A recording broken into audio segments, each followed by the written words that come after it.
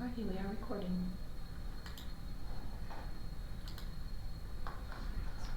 So we need to go to The procedures. yeah. PA1 and PA2 So there's one. kind of gone through part of it, I think. Mm-hmm. You were working on it last week.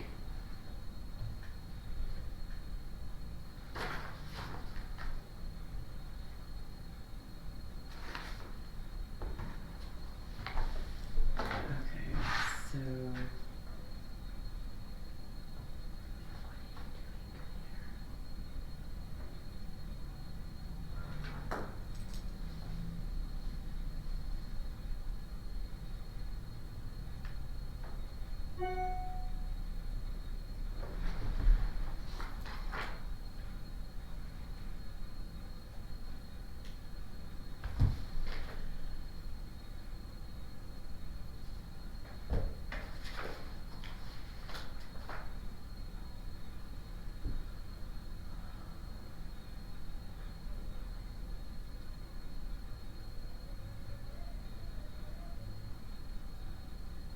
okay.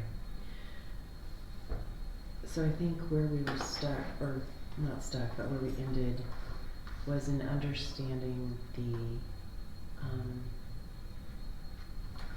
processes Mhm. and protocols in Mhm. this.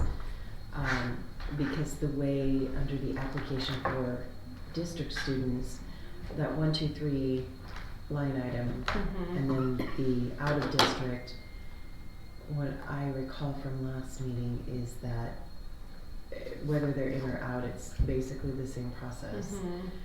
Applications, usually people are directed to the district office, Mhm. although the applications may be or are at the schools. But it's typically here, but And then they'll return get it four, here. right. Mm-hmm. So what I was looking at was removing the 1, 2, 3 and then the whole application, just making it application for in-district and out-of-district students. Mhm. So what do you think about what's written there?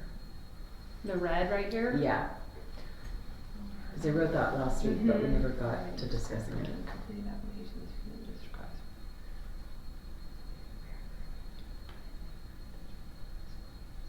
I think that's perfect.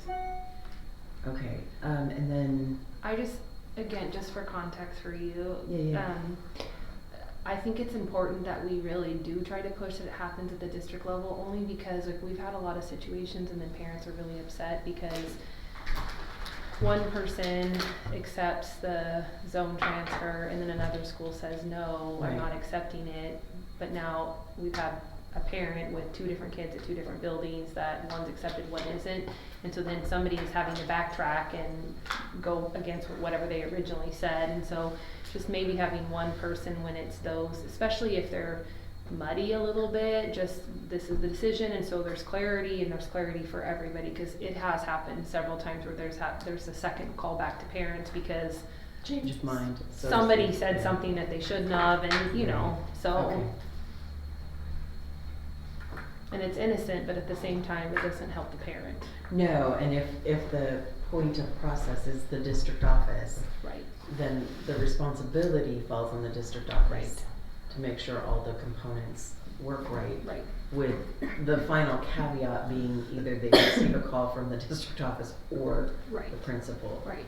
And we've talked to the principals and the admin assistants about this all gets funneled because of that problem, so. Okay.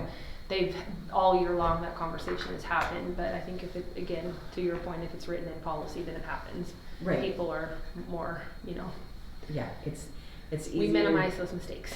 It's easier to default to the policy Right. than to say, but I thought that's how we did it. Exactly. Yeah. I agree.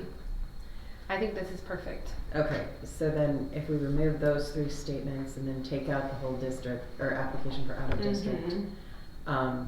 Which would mean that if we would apply the same over here. So, To A2. yeah, let's Mhm. copy this.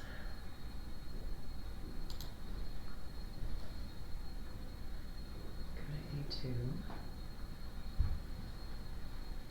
Now, what I am curious about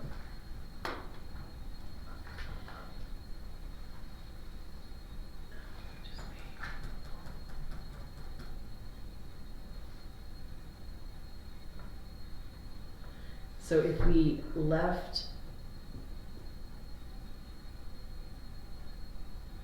the open enrollment and then the statement, the district shall not accept applications for out-of-district students. Mm-hmm. It says as, except as described below, which I think would then be identifying,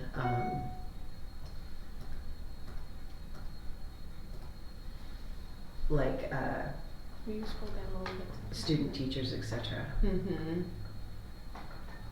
I'm not sure, cause I haven't read through the rest of this District shall not dealio.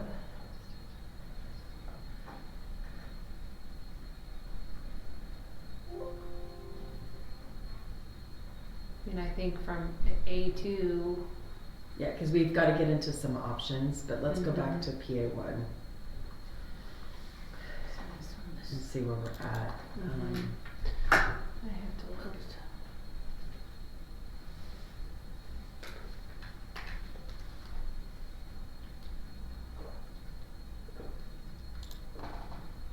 I just think this is gonna make things a lot more, it's gonna be cleaner. Yeah.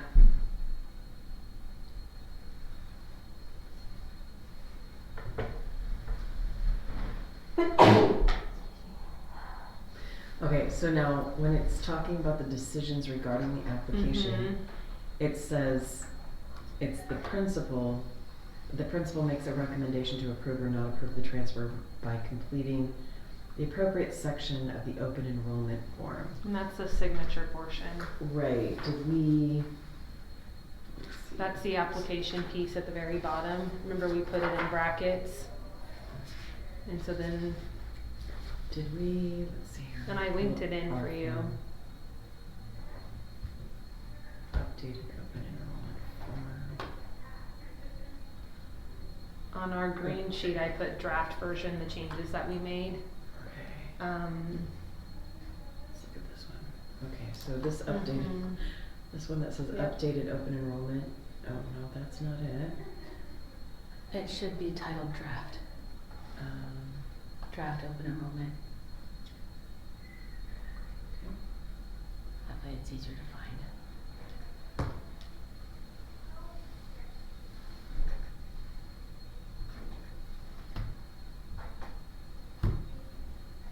Will you go to the very bottom? 'Cause Oh, that's yes, what Michelle's right. looking at. Thank you. All the way down. Yep. This is a little box we made. Okay, but what I'm curious about.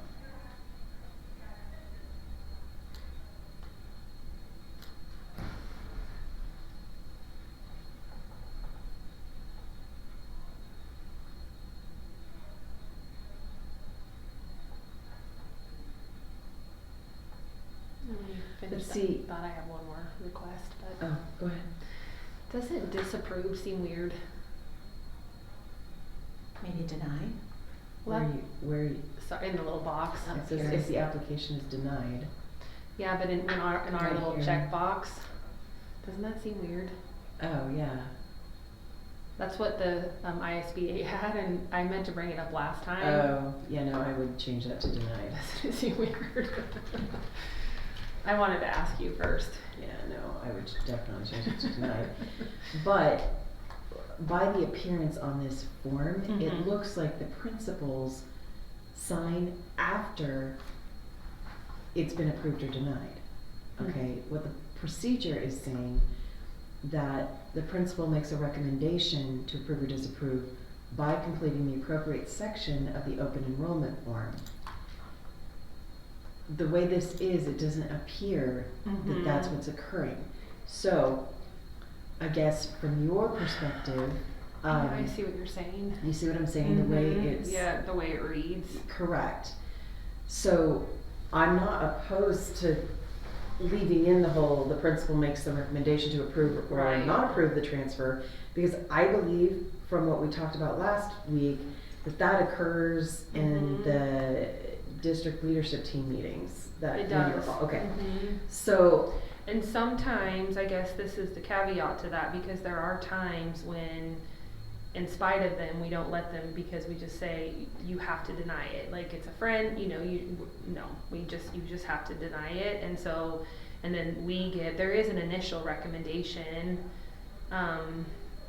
you know, because somebody knows somebody and there's an open enrollment and then we go, nope, we can't, no. Or there's a situation where they're not totally maxed out yet and then there's a zone transfer and the principals are like, I really wanna stay at 23. No, you have to accept it. Right.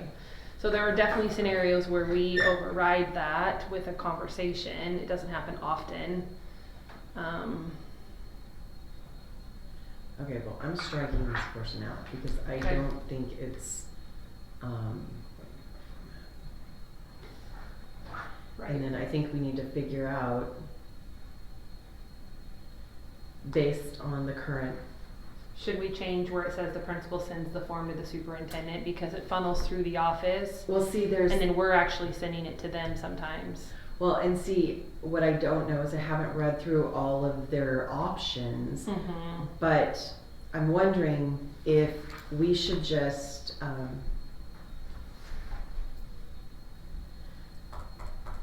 gonna just shift these down a smidge. Okay, so, walk me through, don't read what's on here. 'Kay. Walk me through. What Hi, happens? I'm giving you my new transfer paper, what do we do? Okay, I so come to in- the district office. I come to the district office, it gets turned in, it gets submitted, Rebecca takes the lead. If it goes to Chelsea, she either will get Rebecca and then that's the exchange between parent and Rebecca, or if Rebecca's not here, it will be Chelsea and then it gets forwarded to Rebecca. Rebecca puts it on our DLT agenda, and then we as a team have a conversation about it. We start looking at enrollment. Then it either Lisa or I, depending on if it's elementary or secondary, then we start the conversation and bring the whole team together with the principal after that. But there are definitely times because of numbers that we'll just say we have to deny this, we just can't accept it, and so it doesn't even go to the principal because we say we just can't because of those options. There are definitely times where we can, and then it's a discussion, because sometimes it could be a discussion between multiple principals because the parent is like, I have to do a zone transfer, dad lives here, mom lives here, there's 3 options, and so we bring all the players together and have a conversation. Okay, Does that make sense? yeah, Am I convoluted? yeah. It's Friday and I'm tired. Yeah. Yeah. So we're gonna strike this whole paragraph. Mm-hmm. Okay, so.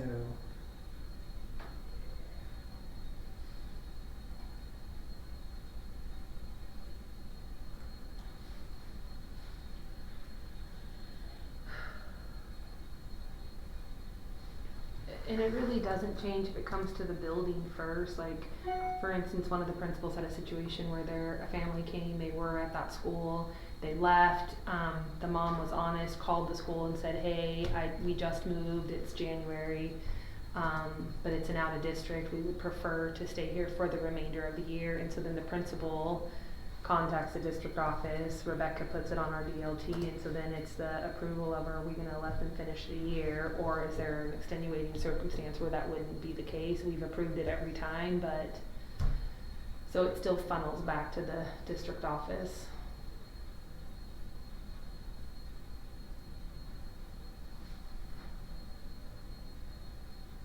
And that's really how Dr. Meyer keeps, really close contact of those zones and those open enrollments.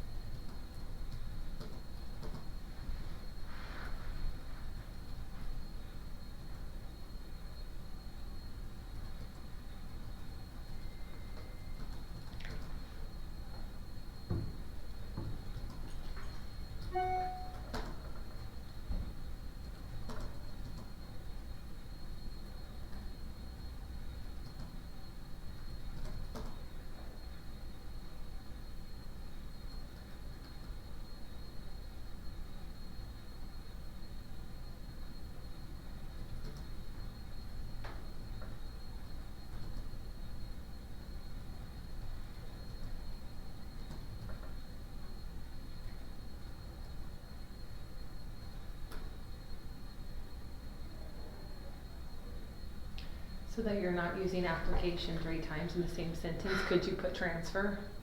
Thank you. I knew that was gonna be a pet peeve of yours.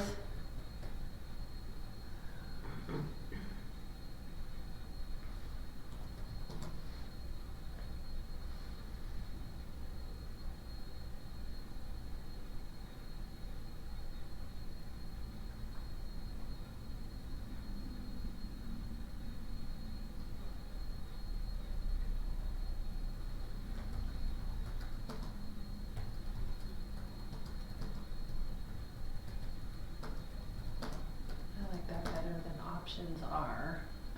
Yeah. Consider.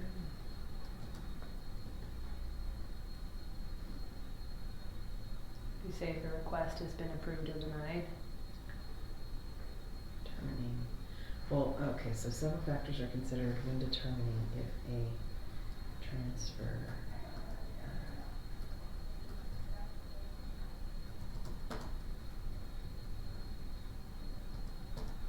Approved or disapproved.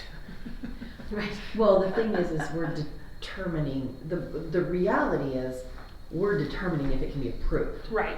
So, Yeah. we're not determining, you Yeah, know, deny it. how are we gonna deny it? Right. We're, how You're can we right. make this work, and if we Mhm. can't, what are the, so, Yeah, I like this. I think this will really clean up the process.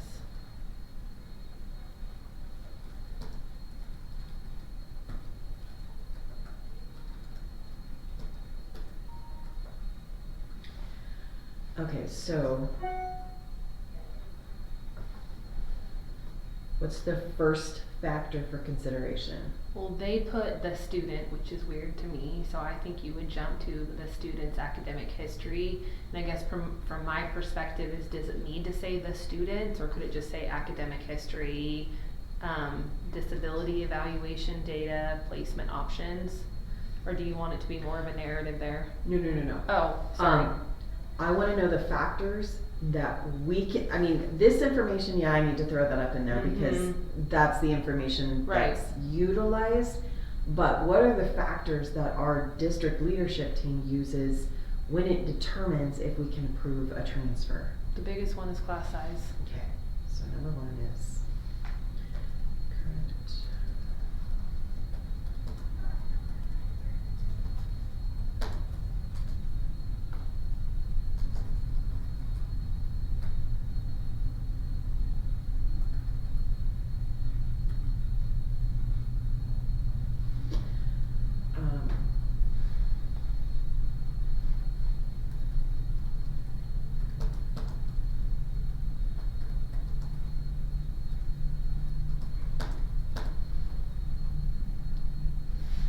The next one would be transportation, specific if there's a busing factor.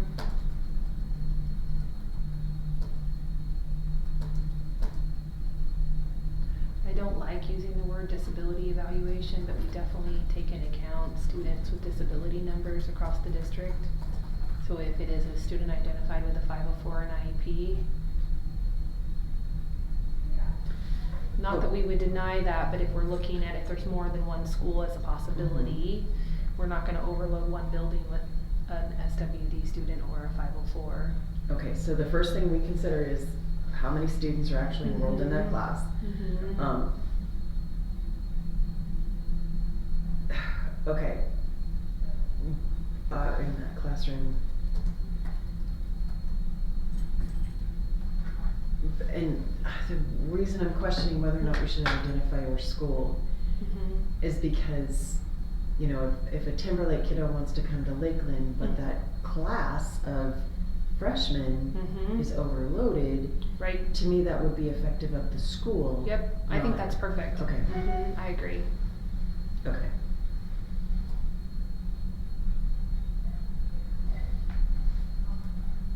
Okay. So the transportation available to the prospective student, and then the, I just don't know how to word this one. Okay. Specific to SWD and 504s. okay. It's specific to their caseloads. ISBA has its students' disability evaluation data, that's not clear to parents.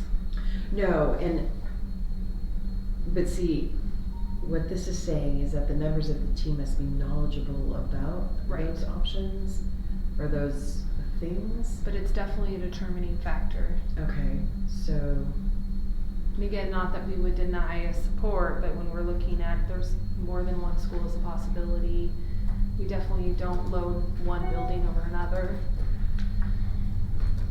That's perfect.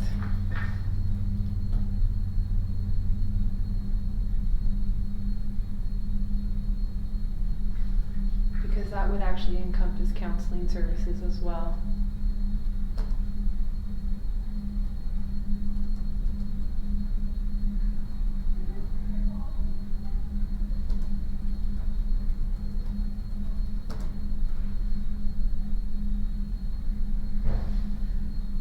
What about students that don't have established, like they have them or had them and they lapsed? Legally, they can't lapse. So, Legally, they can't.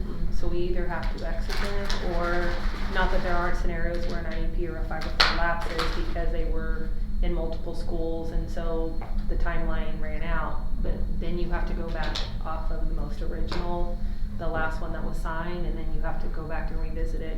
So if it Okay. has lapsed, you have to put it back in place until Okay. you do another re-eval. Okay. But legally, they're not supposed to lapse Oh, without an official exit. okay.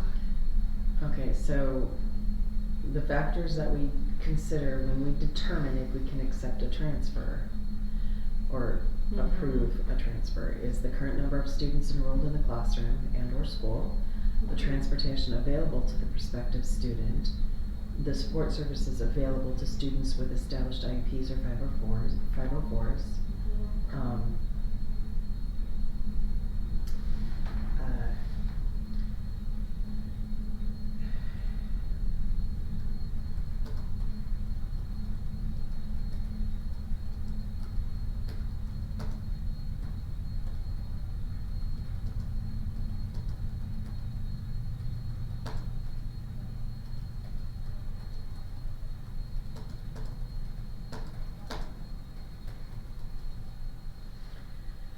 Because I would assume if you're looking, if a mom comes because, well, Johnny's not on an IEP or 504, but But need something. he's struggling academically because it's reflective in his grades, you're gonna need to see, can that school take it on to help better Johnny? So would you want to include, because, this is from a parent perspective. Mm-hmm. I think this reads really well from a parent. From a school setting, we would call that an MTSS record.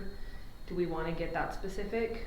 Parents don't necessarily know what that means. Yeah, I don't wanna use Okay. jargon that they Right, don't know. that's- And, that- I mean, I don't know, I'm even considering IEPs, maybe an Individualized education yeah. plan. Mm-hmm.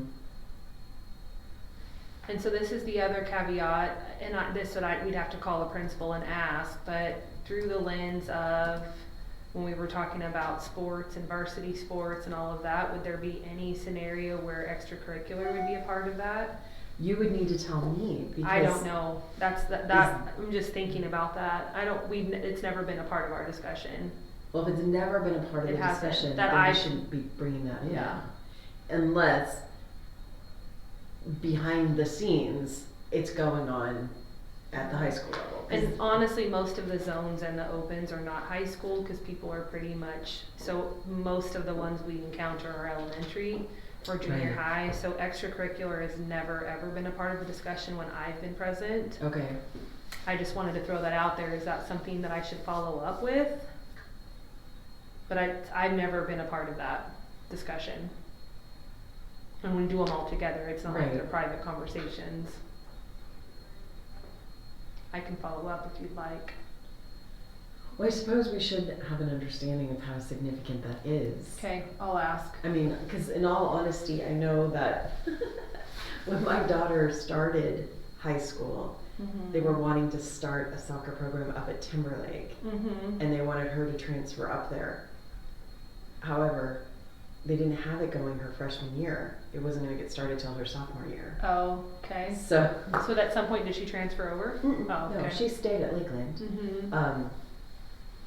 But it was humorous because the consideration may have been transferring her to start her freshman year. Mm-hmm. Where we live is in the middle of going Mhm. to either one, so it wasn't like we lived, Right. down here. But it was interesting that, the coach was like, I really want her to come play for me. Mm-hmm. The coach here was like, no, she needs to stay here. Right. There's some that, But- and it's a good problem to have that two people are fighting over your kid. Yeah, Yeah. yeah. For sure. I will follow up with that. And when we were just looking at this, it just made me think of, this is definitely through the lens of elementary, which is what most of them are. But I just had that thought, is there a high school perspective that we're not thinking of? Right. And that was the one that came to mind, but I honestly, it's never been a part of the conversation, so we could just say that and I can ask if it's anything. Okay, I'll put that there Yeah. just as a reminder that. And when I get that answered, I'll email you just so you have it, and then if we Okay. wanna take this off and, So what other considerations do we? that's really it. That's it. Mm-hmm. Okay. Those are the big ones. We're really just looking at those support services and if there is any allocation of resources. That's the big part, is the allocation of resources.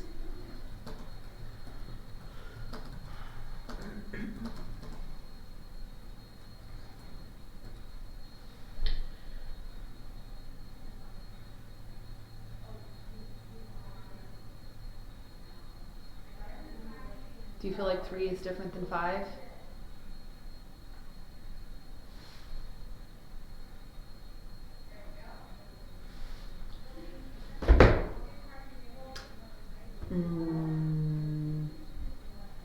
I like No. how you wrote both of them, but from a parent, what's the difference?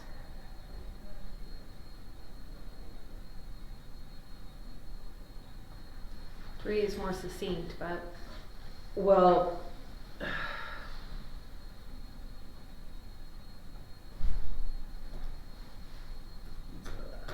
let's take that one out. I don't want it to appear that we're trying to target anything. right, in and that's our what words. even with the the IEPs or the 504s, it definitely, again, not that we would ever deny because of that. We would deny an open enrollment because of that if it's an allocation of resources, because they're not paying into the district. We never would deny a zone, but when it becomes multiple options between schools, that's when we start looking at overall caseloads. Okay, someone signed me out, so. What do you mean you got signed out?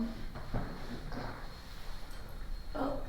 Oh, did my it just gosh. sign out because That's It weird. can't be a timing thing because I've been typing in it. that's so weird. Oh, bizarre.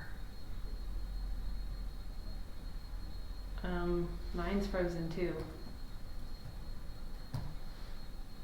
It didn't kick me out, but I can't do anything. Okay, so PA. No, go it's back letting and me do find it.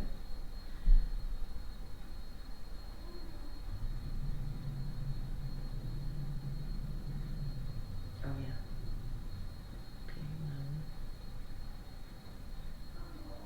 PA1. Okay, good. It's all there still.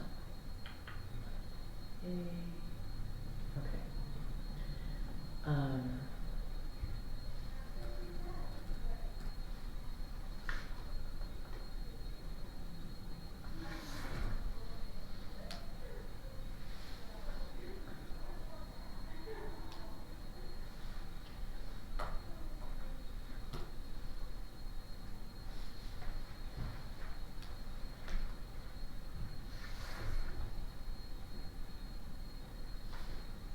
I like the way this is worded. What's that? I like the way this is worded. Okay. I think it's perfect.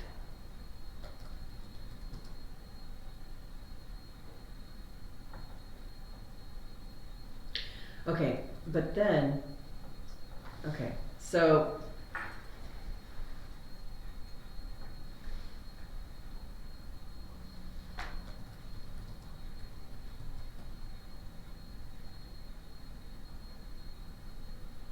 Is it factorial review? That's kind of a fancy word. after. I was like, you sound really smart. I like it.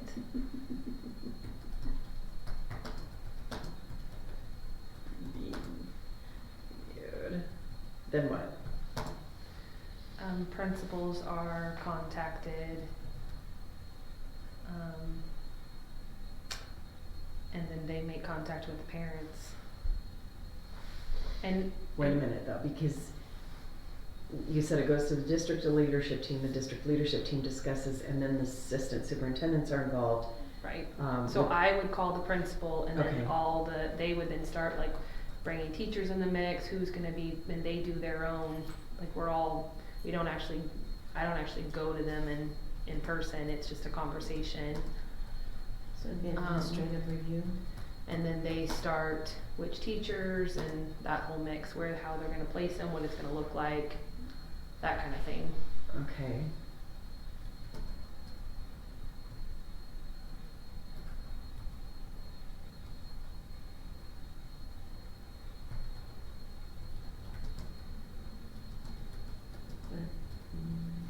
And if there's dual principals involved through the lens of there's multiple options, then that we do come together as, like, I'll bring them in person and we'll just talk through it, we'll look at all those factors and then where the best placement would be for the student.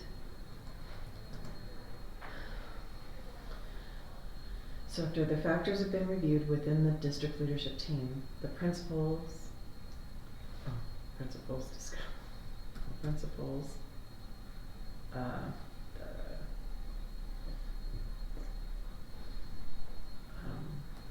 affected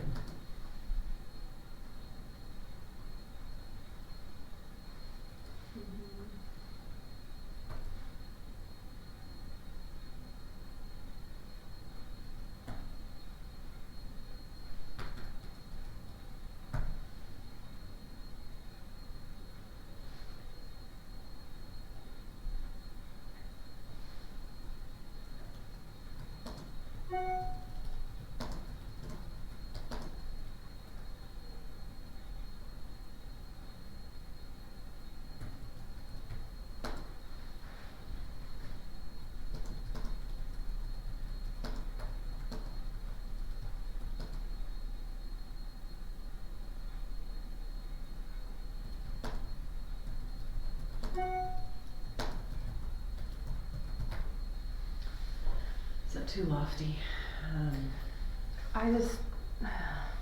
I think it's good, I just don't love the word impact because impact it can have a Implies a negative negative. connotation, and so from a parent, trying to look at this as a parent.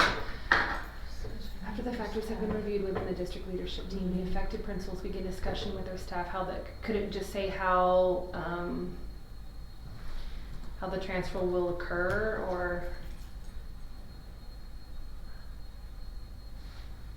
or could it just be staff regarding the transition?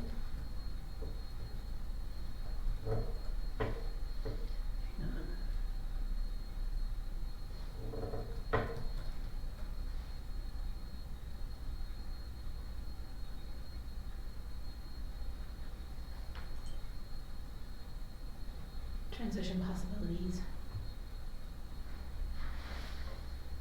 Or the possible transition. Cause it's not for sure, it has to be.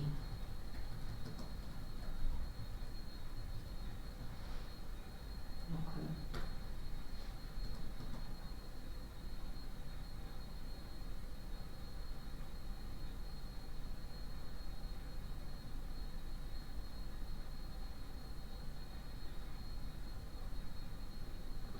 So that is really what they're doing though, they begin Mhm. discussions regarding the requested transfer.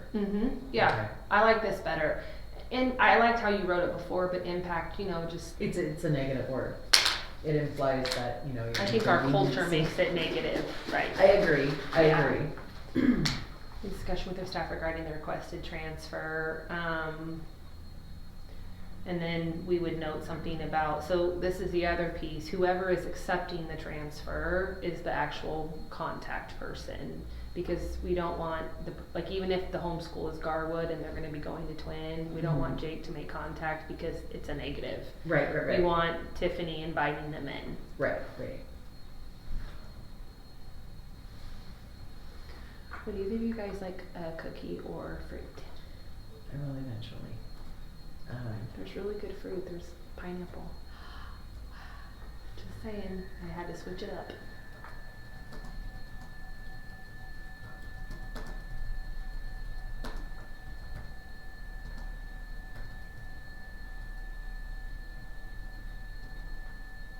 What is that? It's probably like the refrigerator. It's an alarm of some sort. Doesn't it sound like it's coming from the closet? But I think it's out. It's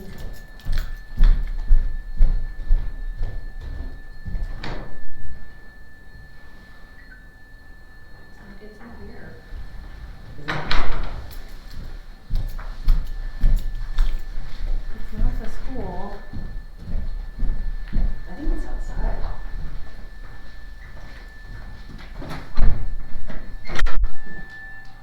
Oh. It's outside. It's some construction thing over there. Is It's it? back Oh. here. Okay. Okay. That's weird. It's like a machine or something.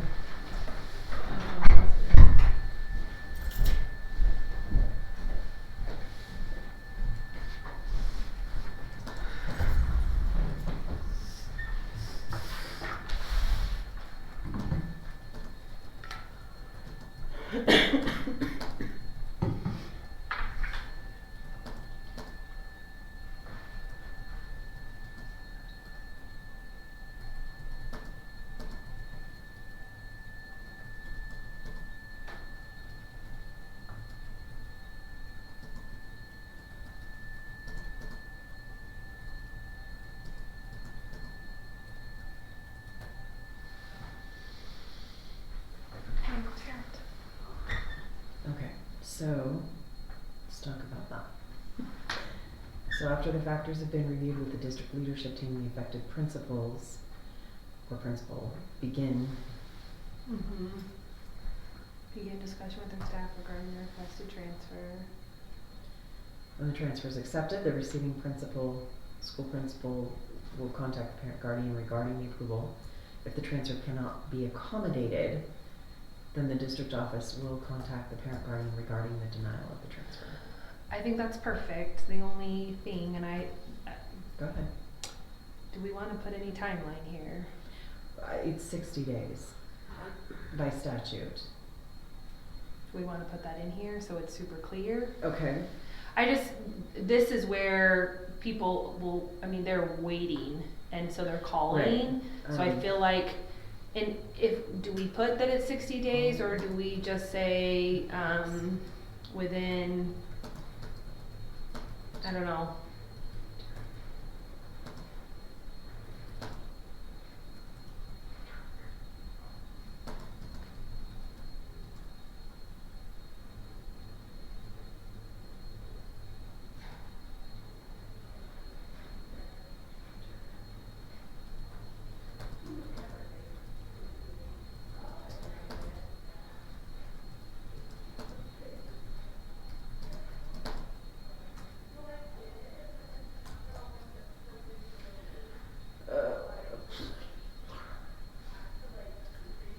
You want to put timely manner, huh? I do, but that's not a. Where is it in the statute? I can't remember. Let's see. Okay.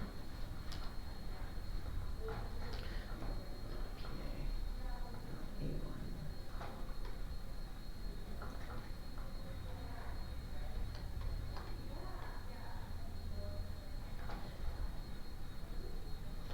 Where's the? I'm trying to look it up too. Okay, why is there an A? Okay. What happened to the first one, the A1, that has all the markings on it? A2 has all the markings. Oh, mine has all the markings on it. A2? A1. Did you? No. Oh. There's a clean version. Oh, because you have the ISBA one up here, Janelle. Okay. The one I have right here that I linked into our deal, it has all of the markings. Okay. Okay, because I didn't see it in here. It's a 3010. It says 3010, so it's the. And then there's a the- 3010 this one? A1 that has Yeah, so we need, not the can highlight. we Okay. put A1 there and then, sorry, that was my fault. Excuse me. And then just put draft. Oh. You made me panic for a moment. It's like, It's where okay, is there's it? so many We did all the this same work. pages in here, that's why I have to go through here, because it's Yeah. like copy after copy after copy after copy. See, and of the I same go off thing. of this one because I link them in here for us, and so I was like, it's right there. What are you talking about? That's why I'm trying to come up with file Yeah. names to. No, yeah, perfect. Okay, but we still need to find. Okay, here it is, this one, so, let's see here.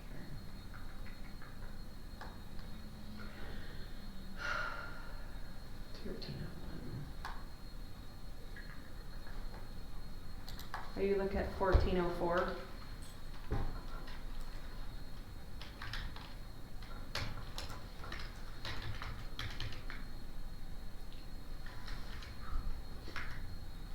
Come on. There we go. Great, super. I'm gonna flow this morning. Okay, it's not that one.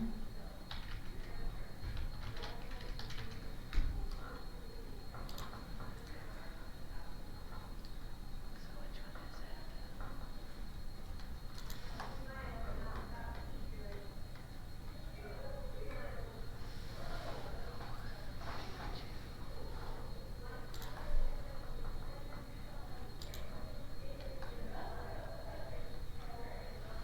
Did you find it, Michelle? Not yet.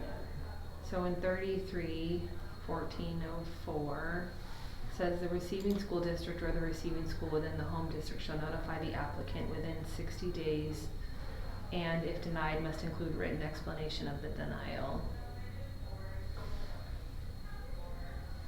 Oh, it's actually 1402, sorry. Okay, I'm looking at 1404. I Nope, don't it's see it. 1402. What am I missing? Okay, I was in 1404 before. There we go. Yeah. Enrollment options, yeah. This is the one that actually gives that February 1st date as well. Okay.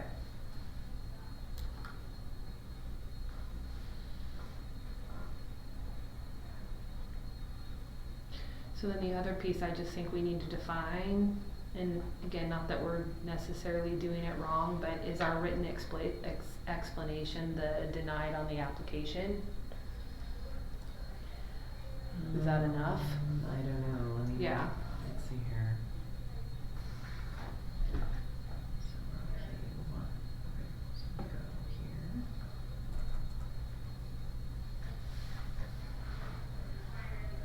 Yeah, must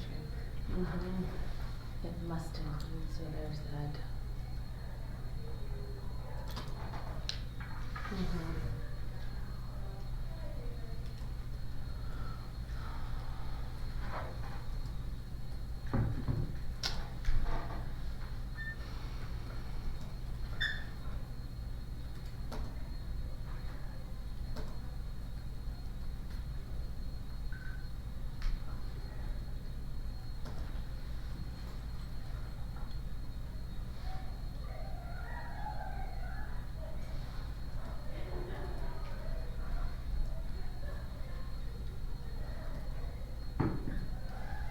So you're in PA two? Somebody's happy. Were we in PA two or PA one? P1. There we are.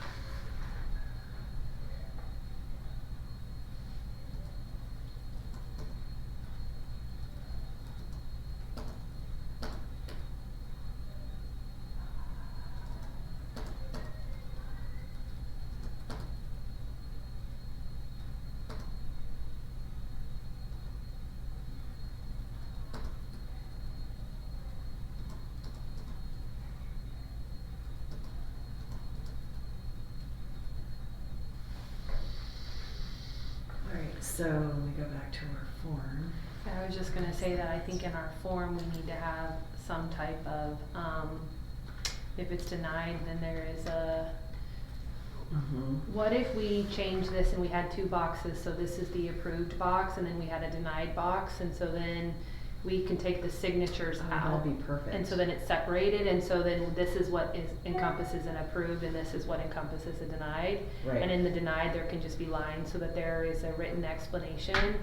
Or we could put bullets of, cause these are the reasons why it would be denied, I mean, they're gonna be pretty much the same. We could just then with some mark, I don't know if that's it does say written explanation instead of, Right. in my Well, mind, it would still be a written explanation if there were checkboxes. right. However, that to me is very impersonal. I know, I was just gonna say that, it feels that it's not, cause I also don't feel like it should be typed, I feel like it should be handwritten. Yeah. It just feels more personable. Right.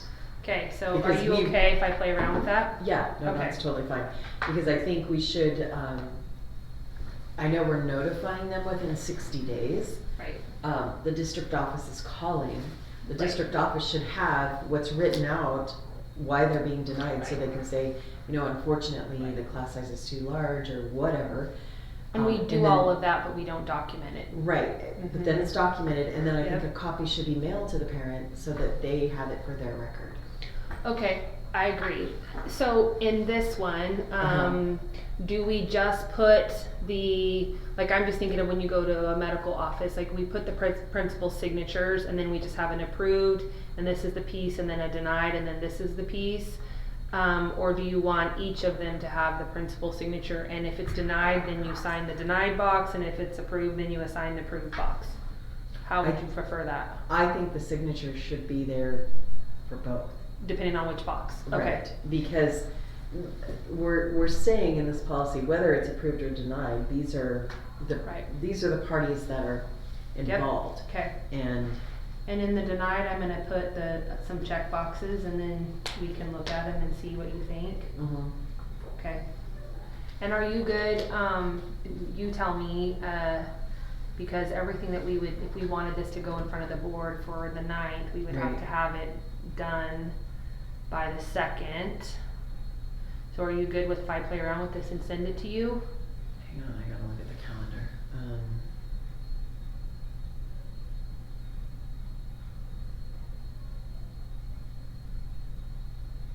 Oh, we can have it done by the 4th, which is the last, oh wait, no. Our policy meeting? Yeah, which is Okay. next Friday's policy Okay. meeting. Then I'll have Yes. it done by next week, and then Yeah. you can tell me yea or nay. Okay. Okay. Yeah, we can just do a quick review of that. I just wanna Mhm. make sure that on the procedures here, Yep. we're efficiently stating, Mm-hmm. I think that will make it cleaner too. and the application is denied. A written explanation of the denial will be provided. Cause I don't want it to appear like you're getting denied. Yeah. Okay, so then, let's see, what else do they have here? The only other thing that you said, do you want to include something about it being mailed?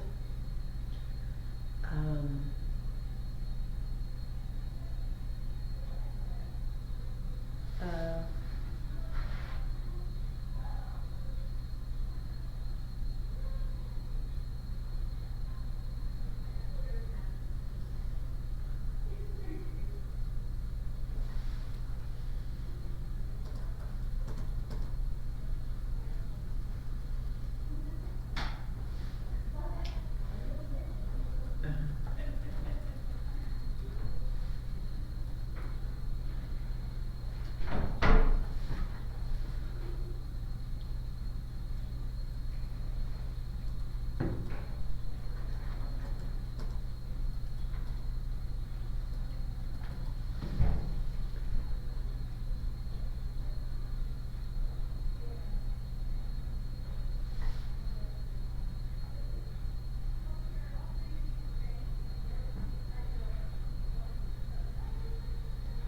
So do you think that's sufficient in the event the application is denied? Okay, the district shall notify the parent within 60 days after the application has been submitted.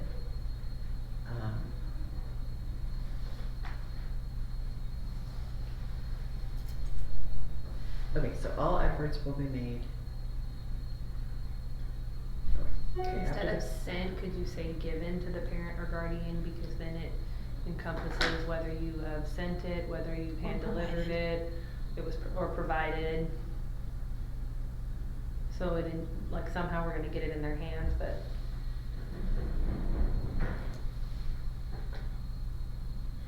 So after the factors have been reviewed within the district leadership team, the affected principals begin discussion with their staff regarding the requested transfer. When the transfer is accepted, do we need to,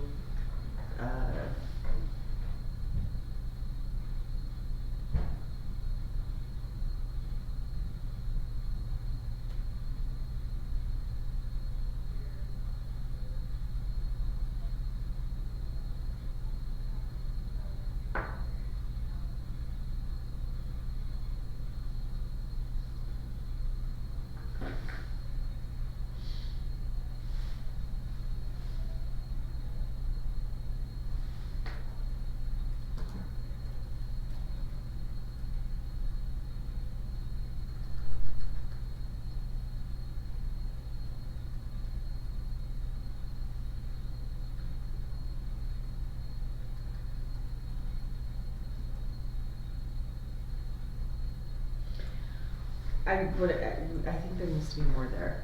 Okay. Because the effective principals begin discussion with their staff regarding the requested transfer. And then if it's accepted, so we're not really telling them what they're discussing. So do you wanna say after factors have been reviewed within the affected principal, begin discussion with their staff regarding the requested transfer to assure all factors are reviewed? Well, then it's being redundant. Oh, cause we put all factors after the factors have been reviewed in the district leaders to assure the needs, yeah, Of the student or pet. can be accommodated.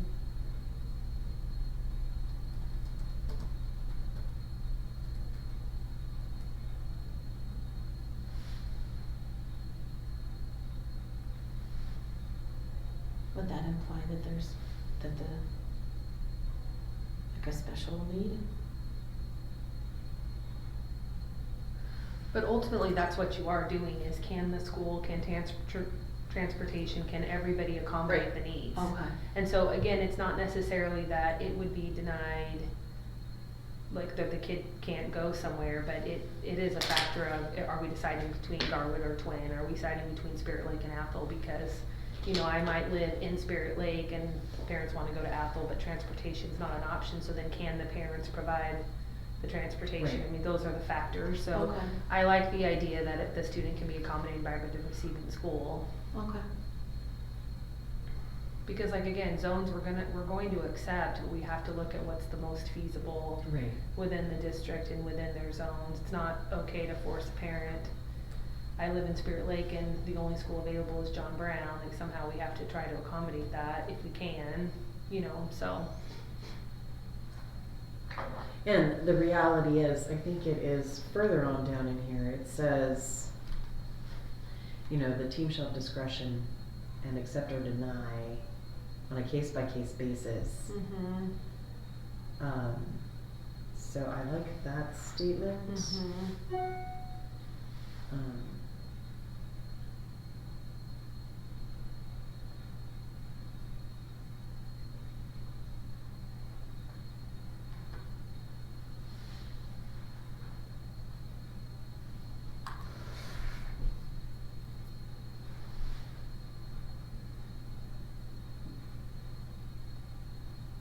But I don't think it's just the district leadership team that has the ability to approve or deny. Right, I it should think be, it's there should be a discussion at the building level. right. Mm-hmm.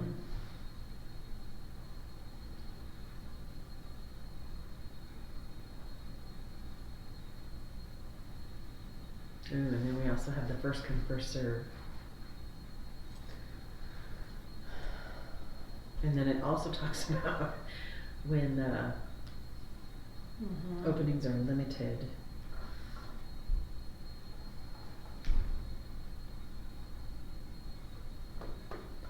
Oh, and then it also provides grounds for denial. So that was something else that we needed to Mhm. review. Okay, so,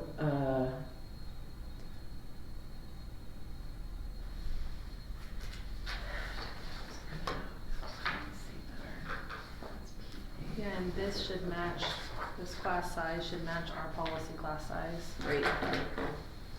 Um.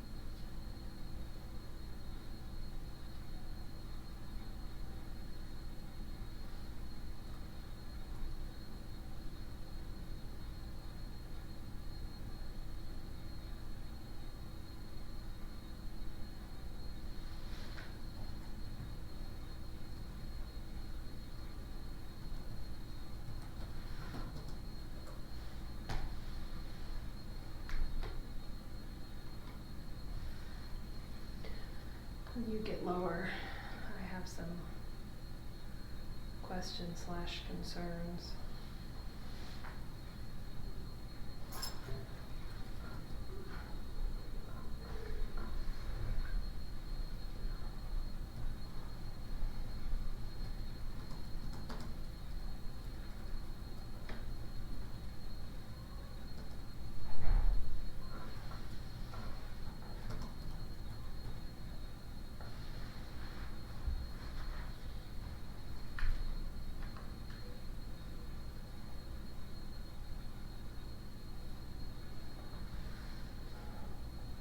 Would that be different for, zone transfers? Cause remember, we're not separating. Right. Well, yeah, it's gotta be on a first come, first served basis because, Right, because of class sizes. right, So I think we have to say zone transfer slash open enrollment. but these aren't, the zone transfers is still an open enrollment. Cause this is, it's all open enrollment. Right, so then I would delineate in district versus out of district, cause I think, I don't know that that's clear, I mean, I get what you're saying. What do you mean? So at the very top, Right. we put applications for in-district and out-of-district students. Mhm. And we did say it's for open enrollment are, so Mhm. I think then that's just a conversation that we're communicating and educating that open enrollment is encompassing both in and out. We just have always separated that out, so if parents who have been doing this, they're gonna read this like, I'm a zone transfer, it's not the same. But this is just gonna be, our job will be to educate that everyone fills out the same application and then it's in or out. Does that make sense? We've just always called it, this is a zone transfer, this is an open enrollment. Right, I hear you. Yeah. But because the policy is becoming, that's not It's all encompassing. the right one. Clean, whatever that is. That's not it. Is this right? Ease. Because it is just one application. Well, correct, but the board needs to decide if we're going to continue to accept out-of-district transfers. With the caveat being that, you know, we also need to acknowledge how is this gonna impact staff. Right. So I think this is paralleling because within policy 3010 that we drafted, it's open enrollment by students who reside within and outside the district. Yep. We're not delineating anymore in 30. Right. Well, so we've merged it. Right. So it's gonna have to be a process of understanding that Right. the open enrollment It's all the application same. is everything. And I just think when they're calling in, we're just gonna have to make sure the front office is really defining Aware. that clearly. Yeah. Just because parents who have been doing this, are still gonna be in the mindset of they're separated. True. Yeah, so it'll just be an education part for us. I hear you on that, but what I'm So- trying to include here, I'm not really sure how to word it.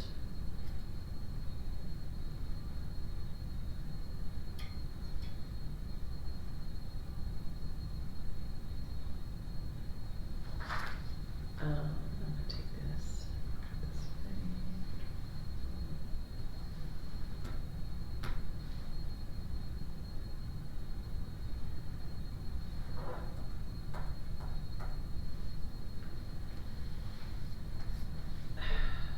Because when they jump, I need to put in here somewhere, we've gotta put in there that, I want just the blanket statement.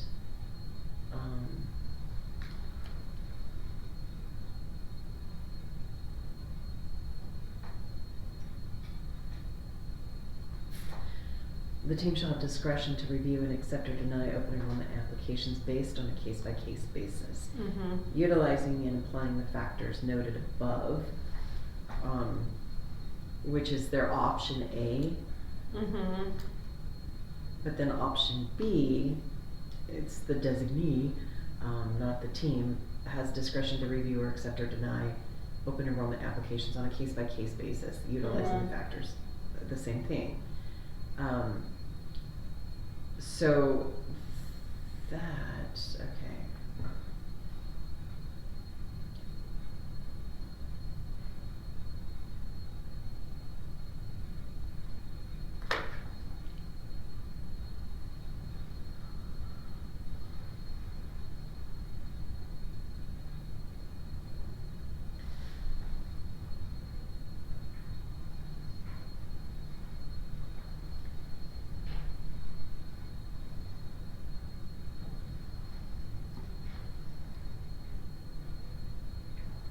I just don't know where, I feel like you have to put a qualifier at the end of that, that's what you're asking, you know?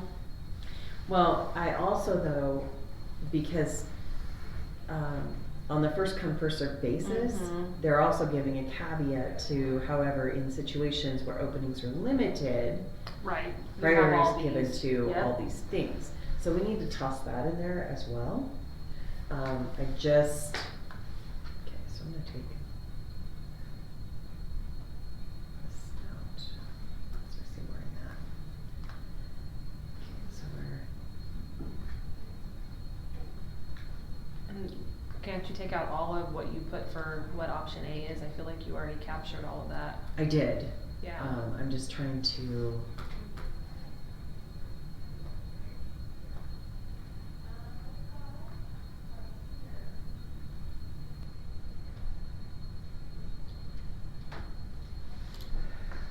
But what I'm.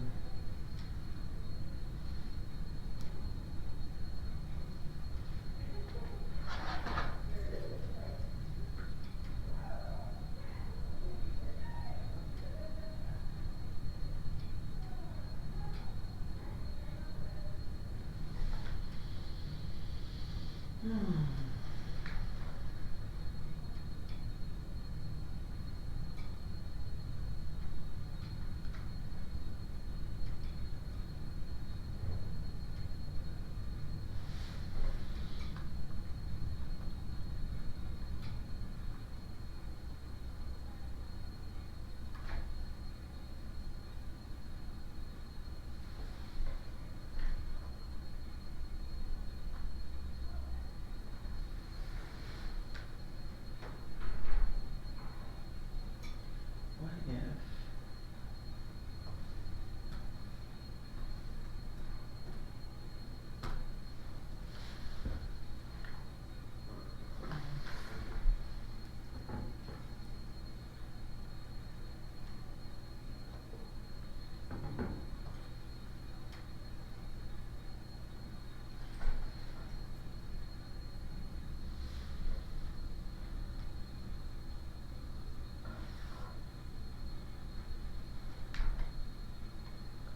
Do you see a scenario where there'd be a designee? No. That's what I'm struggling with, is I can't think of a scenario. Cause it always is gonna be, if it's not gonna be a district, it's gonna be a principal. Right. So, Do we need to have this option B?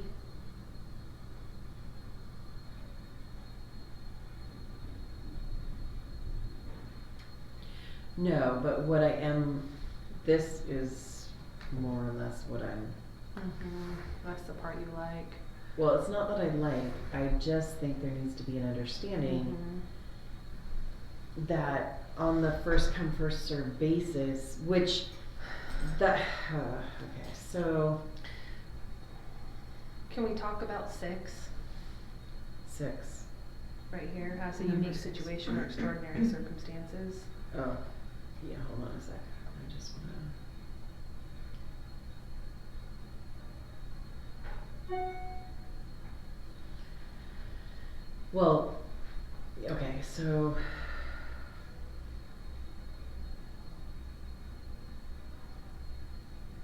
See, and it's not just the superintendent that's given Mhm, priority. I think it should be, District leadership team or the, no, I think it should just principal? be.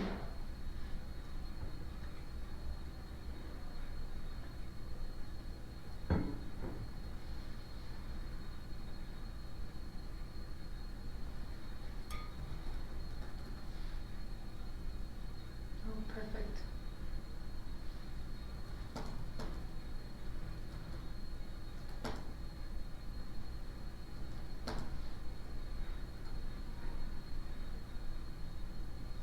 I like that better.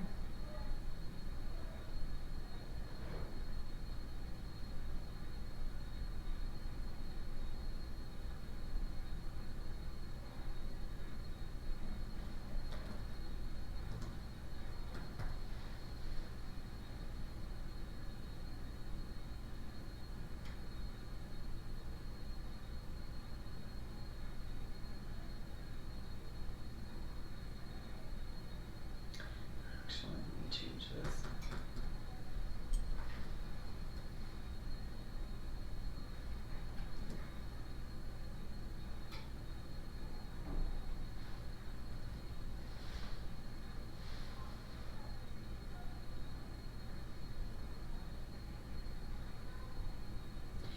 In a prior year, meaning they can come in and out, or the previous year? It typically is previous.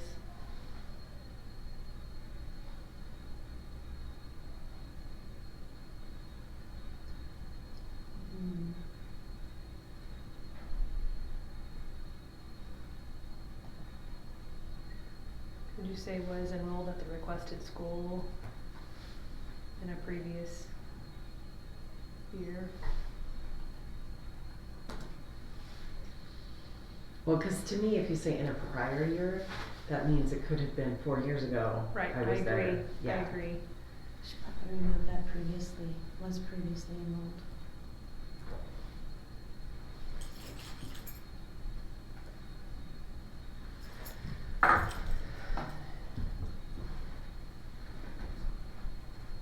And for continuity, it for sure is gonna be The previous school. year, yeah, What's that? For continuity, it's definitely gonna be in the school that you were, you were in the year Mhm. before. Do you wanna say previously and previous in the same? You wanna take that, was enrolled at the requested school in the previous year? Yeah. Oops. Your sister enrolled at the requested school resides in the of another district school. Or has a unique situation or extraordinary circumstances. Okay. That's the one I struggle with because it's so ambiguous. Mm-hmm. What would be Is a that- unique situation or extraordinary I mean, circumstance? you know,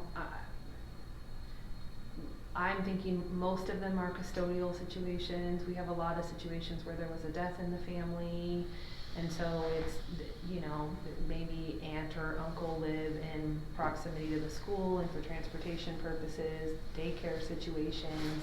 So you would I need a just don't statement know that's if you put this in encompassing. here, where do you draw the line? That's Well, the hard part for me. Exactly, and honestly, unique situation and extraordinary circumstances are completely subjective, because what I find unique or extraordinary, you're like, Right. it's a daily occurrence in my world, what are you talking about? Right, so So, I would actually like to take that one off because Okay. I feel like it's relative to your circumstances and Right. it is super subjective. The other ones I think are, it's measurable. That's not measurable because it's unique to whoever the person is saying yes or no. And they happen all the time, and then this comes back to bite us because they'll say the policy says, you know. yeah, I found a unique situation. But everybody, I mean, we're getting a lot of, I talked to Dr. Meyer about this yesterday, we're getting a lot of situations where there will be a, divorce or a separation, and then both parents have custody, and then there will be assigned school. Well, then one parent doesn't wanna do the transportation, and so then they're asking the school to accommodate that, and it's like, we can't.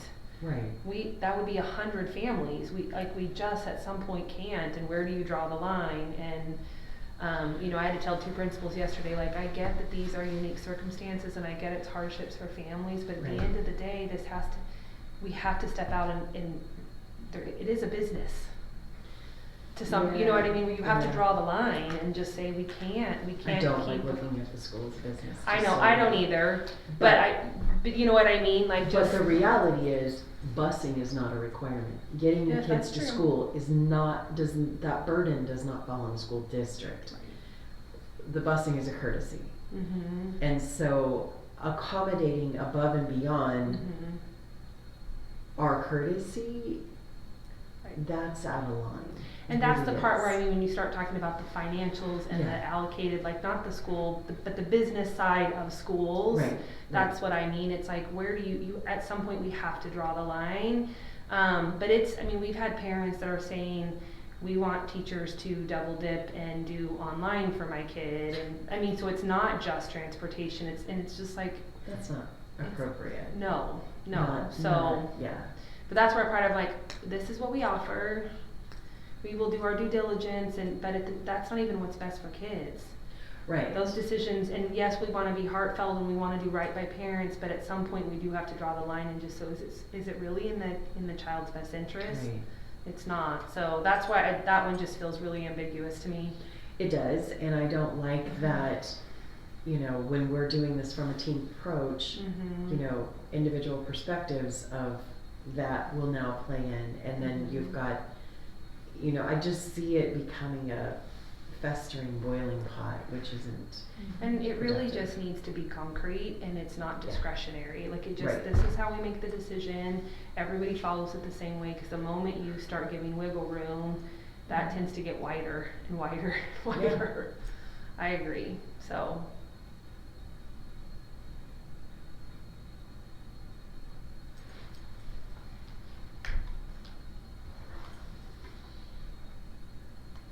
So it would fall directly under that.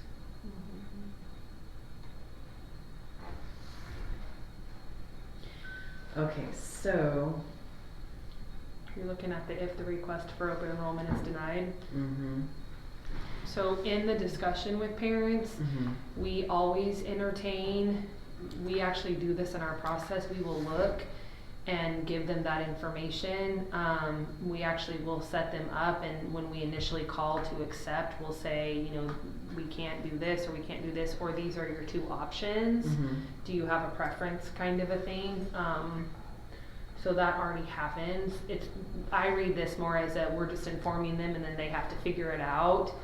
We don't do that. We don't want to have to, you know, parents have submitted this application and then now they're having to call individual schools to find out if enrollment is an option. We navigate all of that for them, so we present those options to them. Okay.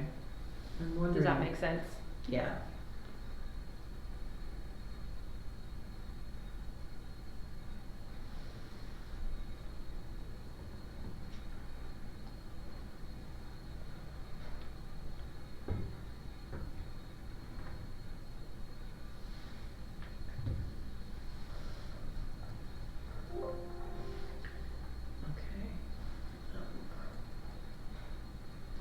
I'm just wondering if anywhere in statute it addresses that. I don't think it does. But, Specific to the other schools. well, if the application is denied because of classroom capacity, Mhm. um,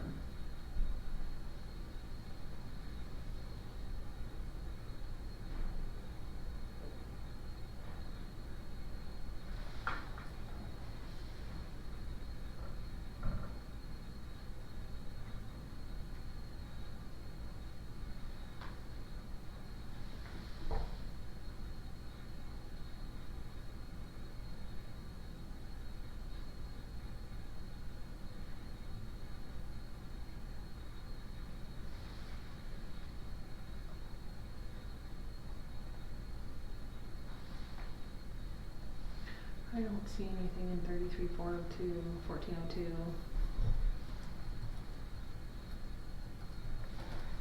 I just changed number 1 to current classroom or school capacity instead of all my words. I think that sounds cleaner.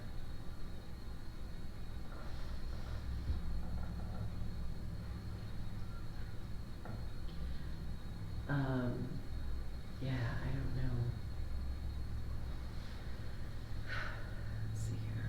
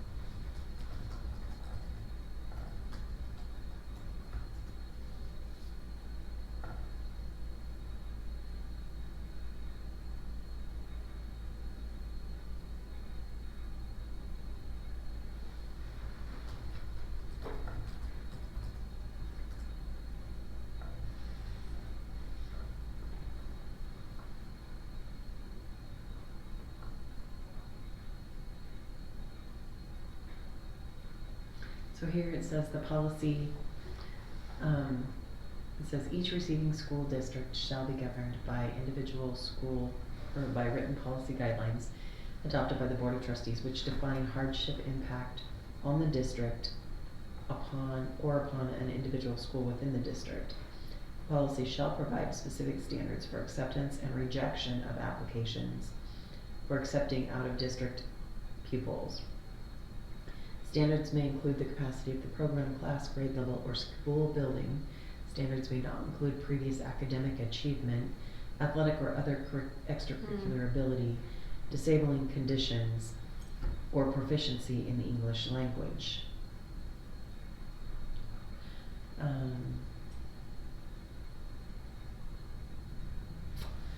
Okay, so it doesn't, Which statute was that?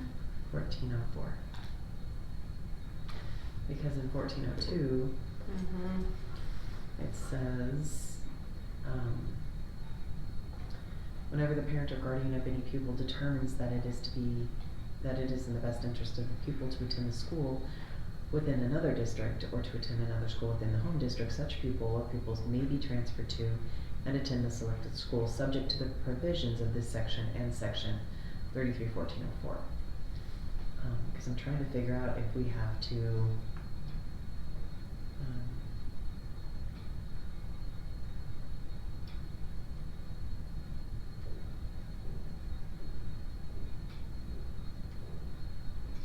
so I don't see in statute where it states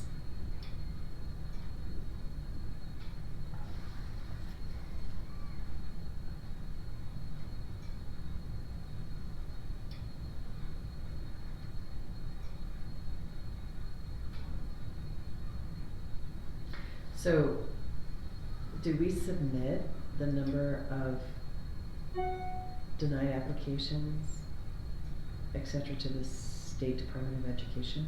I'll follow up with that, I don't know. I would imagine that's one of Brian's reports, Okay. but I'll follow up.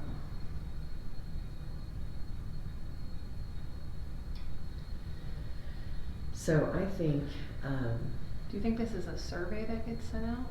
I don't know, it says, And the State Department of Education shall conduct an annual survey Yeah. of districts for target in the enrollment, the number of denied, so I'll ask Brian.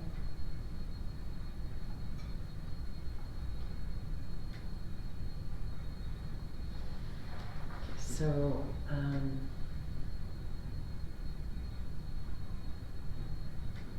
Cause then it says there's an annual report attached to that.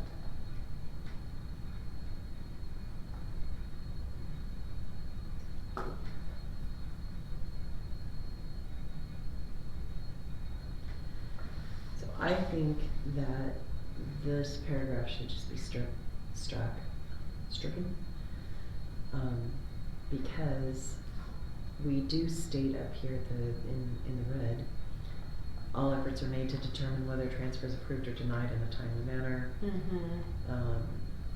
We have 60 days Mm-hmm. after the application is submitted, and in the event it's denied, a written explanation is provided. I agree.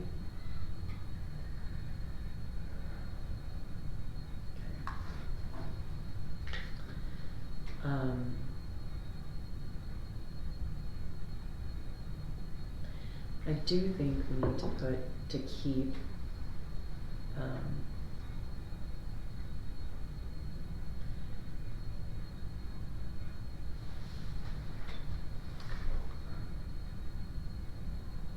okay, so this states, if the request for open enrollment is approved, the notification, which to me implies written, Mm-hmm. will inform the parents that you've got to provide transportation or get student to the nearest bus stop. State law means you have to require renewal every year. So what do you think about, this brings up that whole conversation about that contract that we had them sign. Right. But what I was wondering is in our approval and our deny box, we're gonna put check boxes for the denial. What if we put approval and the parents are signing off on that? Because they have to sign this as well when we give it to them, and so it can be we went over this with them, like transportation has to be provided. You'll have to do this on an annual basis. It's just a checklist to make sure that we did all of that with parents in our conversation and or in person. So it's part of the approval process, similar to what we're doing for the denial process. What? It's Friday. Okay, so. Those are a lot of words and I lost know. you. So you know in the form that we have an approval box and we have a denial box. Mhm. In the denial box, we're gonna put, here are kind of that check box of things that we would deny. These are things that in my mind, I read this as, it is our responsibility as a district to tell parents, if we accept this, you are responsible for transportation. Mhm. If we accept this, you are responsible for a reapplication on an annual basis. This isn't a one and done and then you get to be here for, 10 years kind of a thing. So in that approval box, we could put these as more of a checklist for whoever is going over this with parents or sending it to parents that, you're responsible for transportation. It's just part of the approval box. So we make sure parents are clear when they see that. These are your responsibilities attached to that. If we want to, the inappropriate behavior in violation of district policies may be grounds that you wouldn't even have to do a contract. Like that in itself could be we told you,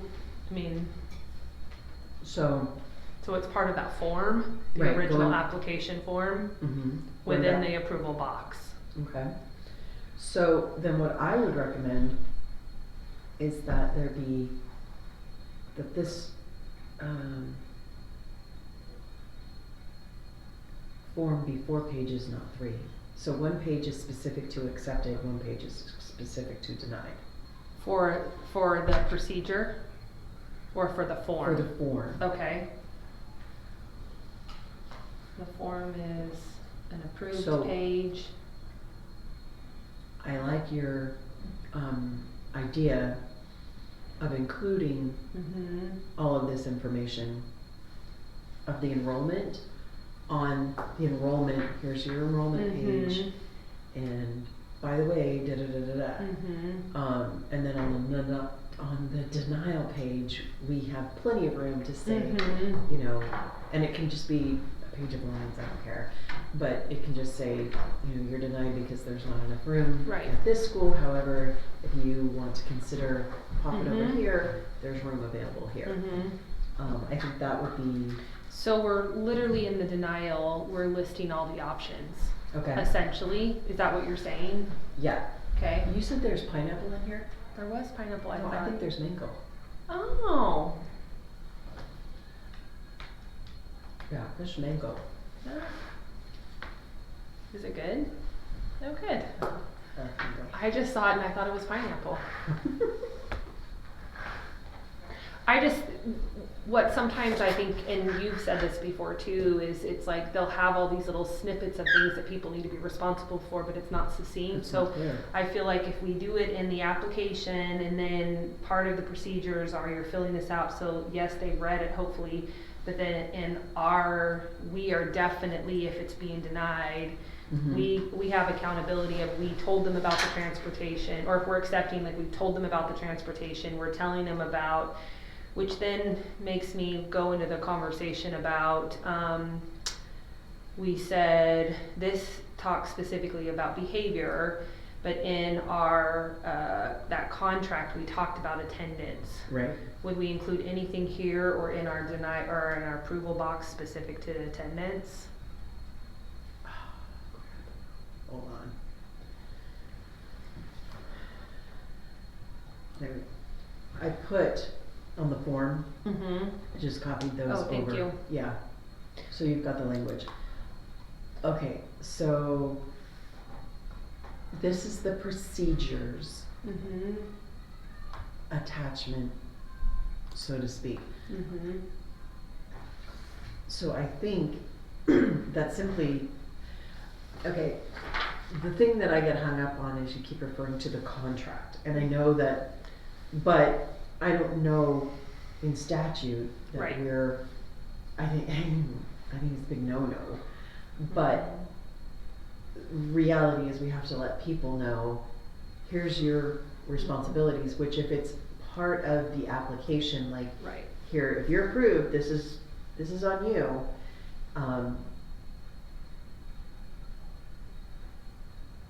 And understanding that, you know, if you don't do what you need to do, Mm-hmm. then, And in my mind, we would do away with the contract altogether. yes, And in the approval box, we put those things, and we just, again, inappropriate behavior could be cause for removing that.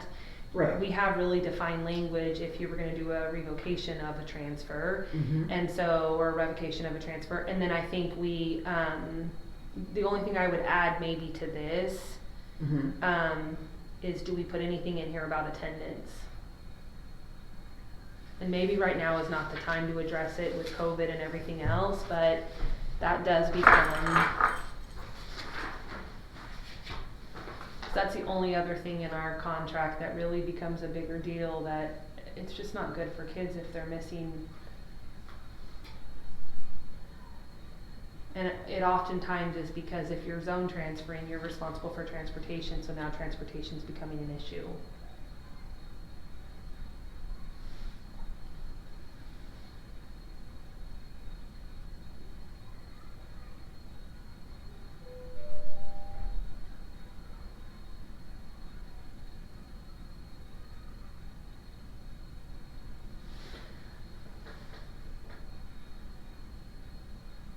Well, honestly, on our contract, it doesn't have any of this in there. It doesn't, yeah, it doesn't it just say something about behavior? It does say receive no major disciplinary violations as outlined in the Lakeland District Policy Manual, which to me that's really vague. It should be specific to the policy. Yeah. Mm-hmm. Follow attendance and discipline policies as outlined. And make progress towards positive academic achievement. What does that mean? Yeah. We want you to succeed, and Yeah. you should too. Right. Okay, so you're wanting, see, I think basically stating, because, okay, flipping back to our contract, receive no major disciplinary violations. Well, who determines what's major? Right. Um, Well, and just playing devil's advocate, like, the kids are gonna make mistakes, and, Right. I don't want to accept a kid and then we have this carrot we're dangling over them and they're Mhm. eggshell walking, like, they're going to make mistakes, they're going to do, they're kids, it's what they do, and Mhm. I feel like it's our job to help them through that, and right. it's not conditional, we've accepted them, we love on them, and we work through it. Mhm. This language just feels like you're accepted tentatively. Well, it feels like you're accepted, but we're holding you to a higher level of standard than anybody else in our Right, district. because kids are kids, they're going to Right. do stuff. Adults do stuff.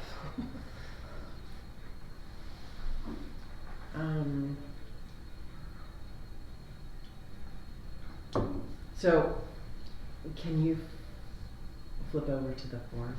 I have it up, I was Okay. talking to Janelle. Okay, so, well, just so Janelle knows where we're at. What I would like you to do on the form, like where we're identifying on the accepted, parents must approve, instead of that, it should just be,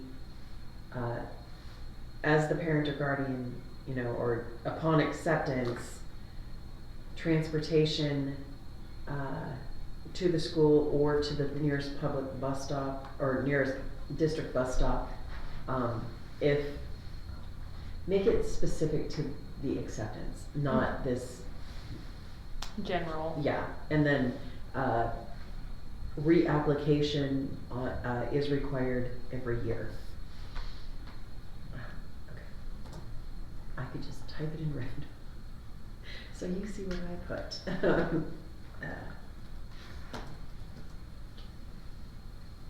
I just want it to be on the positive, to your point, that it doesn't feel like,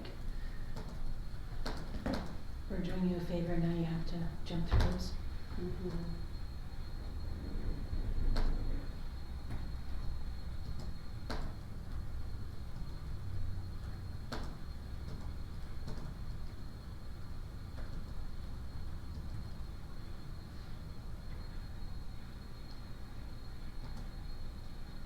because there has also been times, I mean, it's not right now, but historically where we've needed some of those transfers, you know, for enrollment.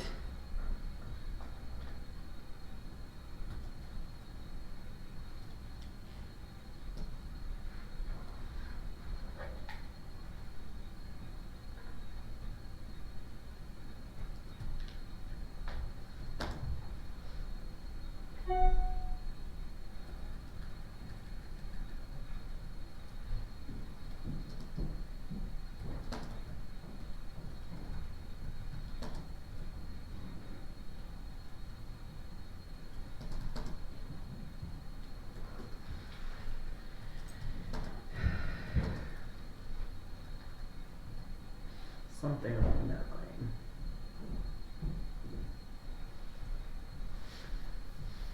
Something along those lines, okay? Do you wanna add anything here about, attendance? You're really hung up on that.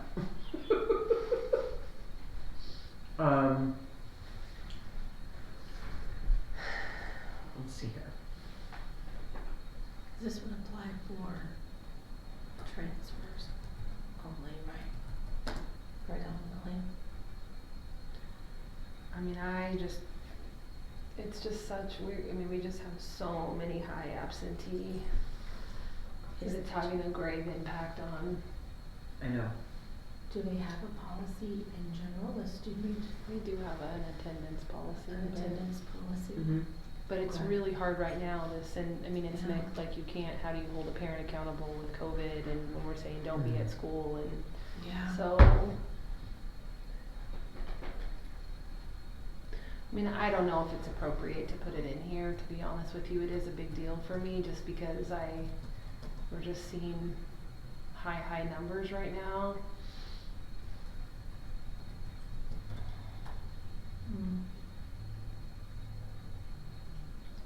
But to your point, we're not doing that for the kid that lives right across the street from Betty Kiefer. What? as far as like, I mean, we are being pretty lenient with attendance because of COVID right now, because we have to. Right. So to put this in here, is that, are we asking them to do something that we're not asking every child to do? Well, are we not asking every child to adhere to the attendance policies? We are, but I mean, you know, if parents say they're out sick with COVID, Well, then the parents done their due diligence by reporting to the school that the child's sick and will be out. yeah. So, I mean, until the school turns the corner to go and, I guess, and it's not even on the school, it's on the state and the federal with the allowance of letting kids be out longer than they should be for academic learning. Yeah. Yeah. Because we, to some degree, are bound by their tolerance of what's going on. Yep. But when you have kids who have missed 50 and 60 days, I know. You almost come to a point where you can't catch them up unless, Right. you know, like John Brown is doing a proposal to request, can we do an after school program for, just so we can help catch some kids up. There's just not enough time in the day. I Well, don't and know. in all fairness, I think we've set the precedent, that if the parent's homesick, the kid should be staying homesick as well Mhm. because of the exposure.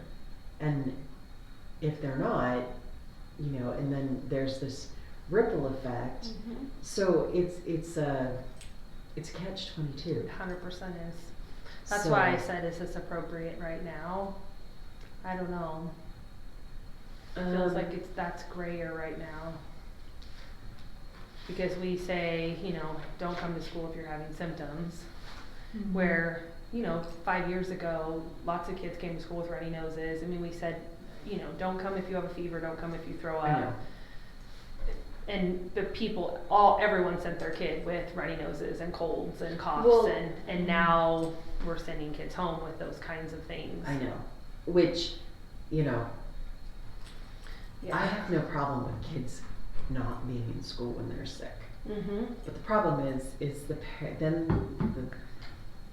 for lack of a better way of trying to explain this, parents are then obligated to help fill in that gap while the kiddo is not in school. Yep. And a lot of parents, either one, don't know that, or two, don't feel they're equipped to handle that. So they don't do anything. And, you know, it's one thing if the child is sick and in bed, asleep, Right. healing. Mhm. It's another thing when the kid is, woohoo, Right. free day. You know? Yep. So it's a challenge Right, on and both sides of the Mhm. spectrum. And I think, you know, there's lots of parents that, I mean, you know, there's a lot of, and we're not doing it at the district level or at the school level for sure, but, you know, there's a lot of shaming publicly for those kinds of things. People get slammed on Facebook all the Mhm. time for, you know, I'm sick, but I sent my kid to school, somebody Right. finds out. Right.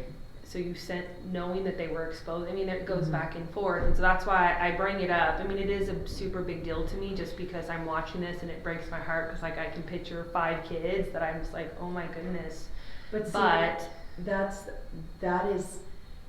that's where I struggle because I think all along it should have been promoted that, hey, if anyone's in your home sick, let's keep Johnny home today because Mhm. we don't want it to spread. And we have raised up the mentality that you go to work on your deathbed, so you should go to school on your deathbed Mhm. until you physically can't get there. Right. And it's wrong. Mhm. But it's, if anything, I think that's a positive for COVID, is helping people get back into the right perspective that, gosh, if I'm sick, I really shouldn't go around people. Because, I mean, and I'm all for building the immunity Right. and having that exposure, but what I'm not for is not knowing that I'm being exposed. Right. At least have the courtesy to say, you know, I'm sick. Especially for immunocompromised people. Yeah. You know, I agree. Yeah. I just think this is a little bit grayer in light of COVID, and so I don't know if it's something that needs to be here. I wish there was something that we could do that was having an impact on how are we supporting families and getting kids to school or getting access to that instruction. And I know we have a lot of teachers that provide a remote option for kids. It's just not the same as that face to face, and Right. that this is just our reality right now. So I don't know if there's anything we can do. It just worries me for kids. So maybe put this on the list to review again once COVID's kind of chilled. No, because if we're saying attendance policies are being adhered to, that's the reality. Mm-hmm. We are subjectively utilizing the attendance policies, we as a district are. Mm-hmm. So until the district decides that we have to go back to, you have to be here and you can't miss so many days in a row, otherwise you're gonna fall back a grade, that's on the district. Or we That's go not- back to those letters where we're saying to parents, okay, we Yeah. have excessive absences, because typically what we did is there were certain times when you hit a number, and it wasn't really punitive, eventually it would get there, but it was more of just like, we're coming alongside, what's the problem, what can we do, and several people have done that. The problem is it's COVID, people are out because of COVID, and Right. so you excuse that because you're like, you're not gonna penalize somebody because they're out because of COVID. And so people are still doing the policy, and that, there's just more absences because people are sick. Well, You know, and see, so- I think if we're opening, I would hope that we have not penalized someone that's not necessarily been diagnosed with COVID, Right. but had the flu for 4 or Right. 5 days, Mhm. or been cause like, I got really sick, I swore I had COVID, I got tested, and I Right. didn't. And they it's don't like, have to prove any of that. If they say they're sick, then Yeah. they're sick, and Yeah. nobody's questioning that, and because the flu still exists, it didn't It go does. away. No, So, it did not. It doesn't. Despite what people think. Right, there's Yeah. still colds, there's Yeah. still sinus infections, all of that still. So if they say they're sick, when I would just say prior to this, people just didn't say they were sick. I mean, they would just, like, the parents would say this happened or this happened, but now, and legit, they're sick. Right. So, we're seeing the hospitals are flooded with sick people. It's Right. not just COVID. Yeah. It's, Yeah. I went to my doctor yesterday. I mean, it's just where we're at. It's just the Right. nature of the beast. It is. And honestly, I think people were this sick before, but they were pulling themselves. They felt pressure to go. Yeah, yeah. I mean, I used to work for someone that was like, literally, if I am not on my deathbed, I best be there. And what would drive me nuts is I knew I was so sick, and I'd go in and she'd be like, you're too sick, go home. It's like, but if I call you, I felt very ashamed that I didn't make the effort to get there for her to decide that I was sick enough to go home. Well, and So- it's like, you're not going to be your best self. You're No. not going to be productive. Nope. Your thoughts are not going to be coherent. When I'm not feeling well, I might as well be home, because I'm not, Yeah. my brain is not functioning. No. Not even on one cylinder. It's bad. And that's normal. That's Yeah. how people are. And so it's like, yes, go to work, but you're not going to be productive there. So you might as well be home, sleep, and work from home if you can, and or not work at all. But yeah. I'm gonna change this, because, yeah, that's what I do.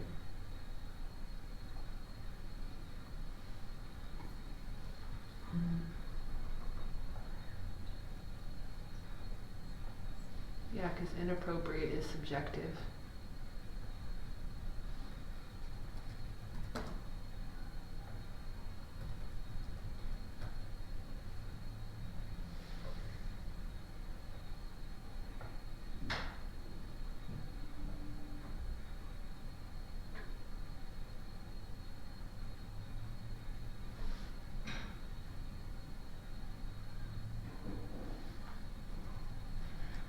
Is that right? I actually don't think it says behavior. I think it says discipline. I think those policies are labeled discipline, Let's see. but behavior makes more sense in a narrative. Right. And it doesn't matter to me. I just, as a caveat to this, we have a violation of district policies regarding acceptable behavior. Could this be a and or attendance be maybe grounds and then you combine that, or is it better to have it separate? I don't know. Were you thinking the same thing? No, I was wanting to see, yeah, cause I really want it to be up on our radar, you would think I would know this one, cause we just spent a lot of time on it. Student.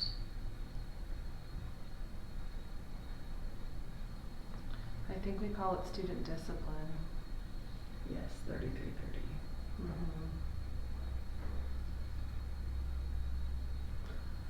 So in our policy, which needs to be corrected, disciplinary action may be taken against any student, some negative, guilty of disobedience or misconduct.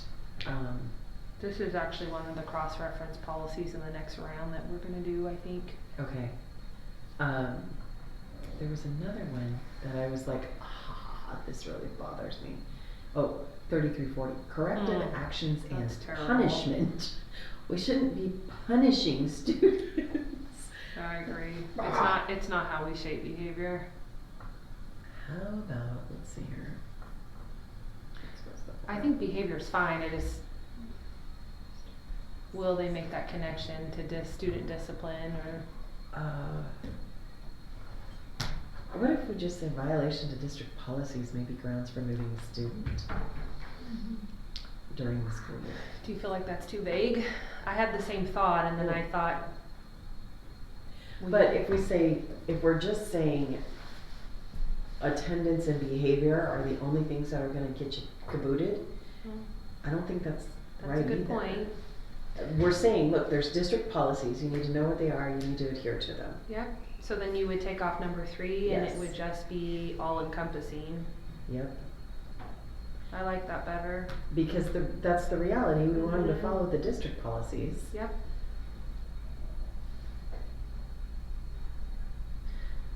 Number 4 is weird to me.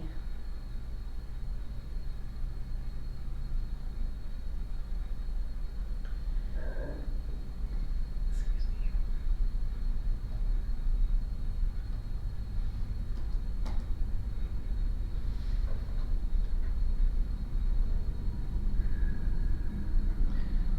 This worries me like it's an OCR thing. We would never, because the student is identified, they can't get into the program unless they meet the requirements. We do transfers in all the time. We don't have hardly any help. I don't know, Well, I guess this is an acceptance and an approval, so that's through the lens in which it is stated.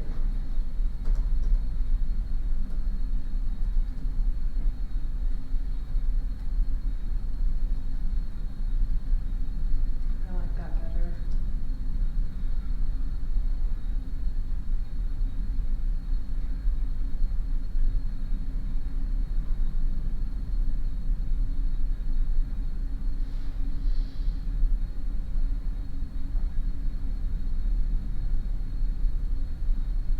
so special education, English language learners, or alternative school students must meet, well, that bothers me, must meet the requirements and the procedures established. I just don't like the way that's written. Programs are to adhere to the,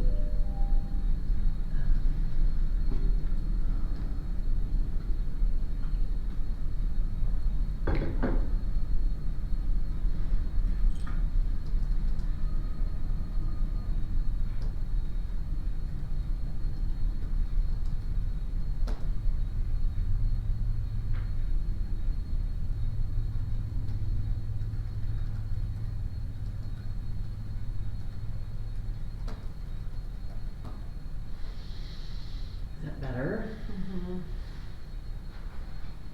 So basically, we're saying, if you meet the requirements for a specialized program, then you have to follow those rules. Right, and there's, for special education, for alternative, for ELL, there's some federal requirements that the district has to follow. Mm-hmm. So, in order to even, establish that they meet that criteria. So, I like the idea of it specialized program, the other one feels really targeted. Yeah. And I don't like singling people out. Mm-mm. No, cause then it feels negative. Right, Mhm, so. I agree. Is there anything else based on the contract?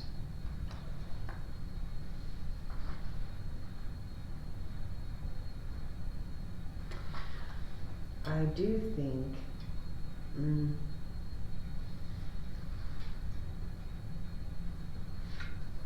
oh, well, right here it says within 60 days following action on the application.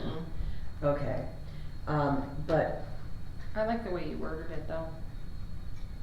oh, okay, on the other thing? Mhm. Got it.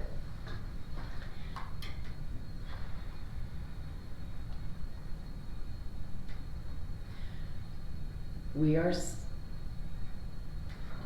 maybe this is what needs to go on here.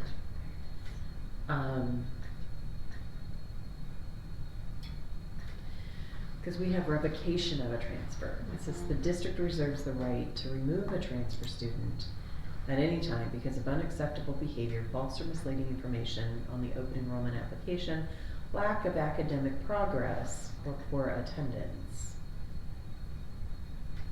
I don't know that our This, and remember, we didn't have these procedures, so. right. Okay, But is it in our Well- A1, cause we have that in our A1. do we? So our A1 says, transfer students are required to comply with all district policies, unacceptable behaviors by a transfer student or false or misleading information on their open enrollment apps are grounds for the district to remove a transfer student at any time. If a student's open enrollment transfer is revoked, the parent and guardian may request an administrative review by the superintendent. And then the board may review the superintendent's decision. So this is all encompassing with district policy, Okay, similar to how you put it in the form. right, okay. So then, would we take this out of the procedure? Because the policy already addresses it? Okay, so PA1, that's right, okay. Where am I at? Okay, so we got that. Well, this, I guess, it's redundant in the sense that they have the same language. There is some procedural stuff, but then it also says what the policy actually says. Okay, so I'm gonna take this out on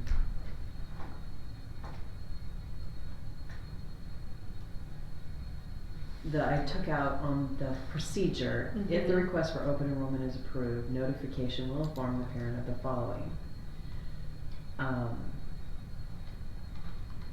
Unless we want to put. She's in A1, not A2. Oh, God, Yeah. that's what I thought.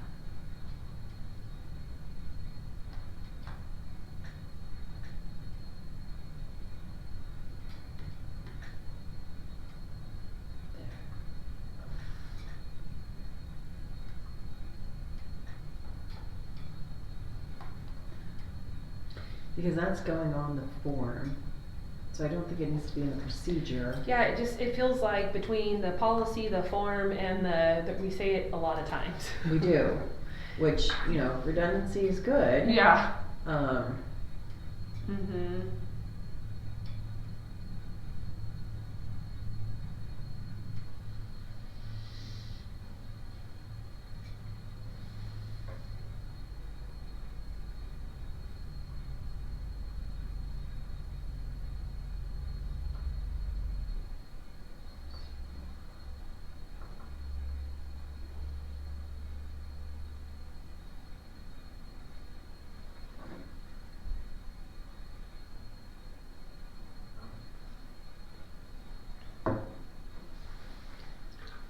Are you at the grounds of denial? yeah. So I feel like whatever you change this to be, don't you think this should be in my denied box? This is the checklist, so it matches. Yes. Okay. We are on the same page. I don't like it. Grounds for denial. Application.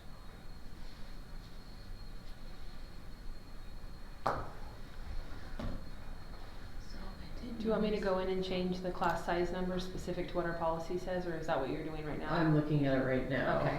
So, on this portion then, should this statement be the same as what's on the form? I Probably. mean, on the policy? Mhm, yeah.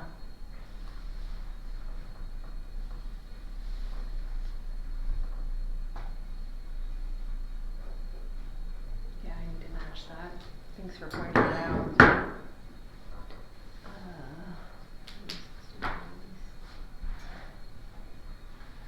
Alright, so.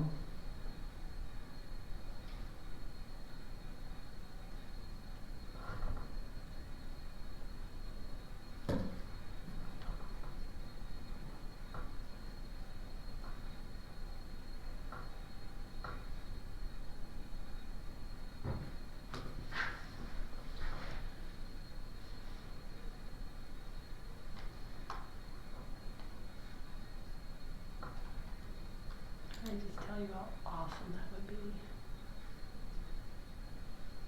Class sizes could be this small. Right? It would be amazing.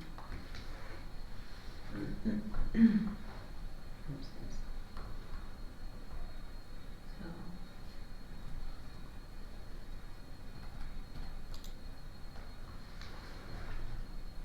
So should this also transfer to this one as well? Which one? So, Oh, go ahead. according to the policy, overcrowding is at 24. So, to me, 24 would be the max. Is that what you're thinking or not? Because I know currently it's a little different. Yeah, the state has, Significantly. recommended numbers. Where's our class size policy? Well, did that change? Because we aligned. Did you go off of what the state Uh-huh. recommended? Okay. Yeah, we went to, let's see here. It's Yeah. IDAPA Mhm. 0802021110. Yeah.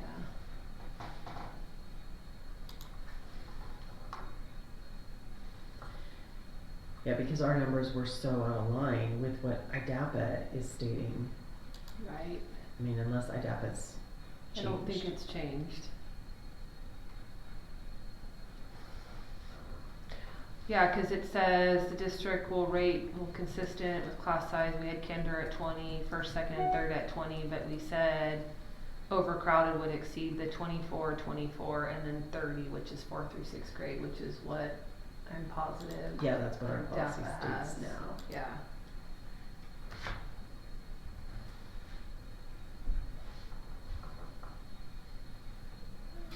But I'm wondering if they're 21 is Mhm. because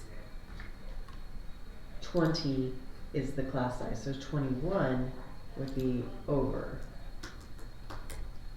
Cause 26, 1 over would be 27, Right. but we specified our overage sizes in alignment, so I'm gonna go Mhm. with what, I'm gonna do Mhm. this. And then this.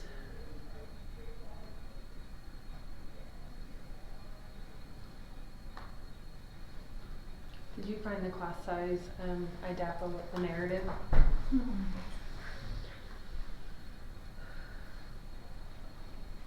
Now, what we didn't do in our policy is,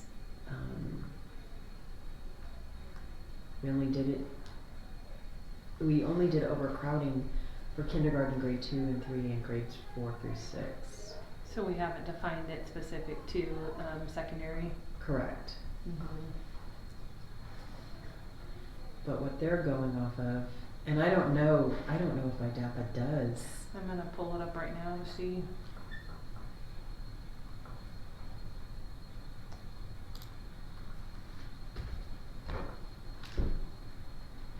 Middle school, junior high is 160 teacher load, high school is 160. Right, which is what we realigned to. Alternative is 18. Correct. Yep. Which is what we realigned to, but there's no, Mm-mm. oh, this isn't it. They don't define an overcrowding. Okay, for the secondary level, Mm-mm. okay. So then what I would. Not that I'm finding at least. Right, so then I would say, this remains the same. Okay, special education.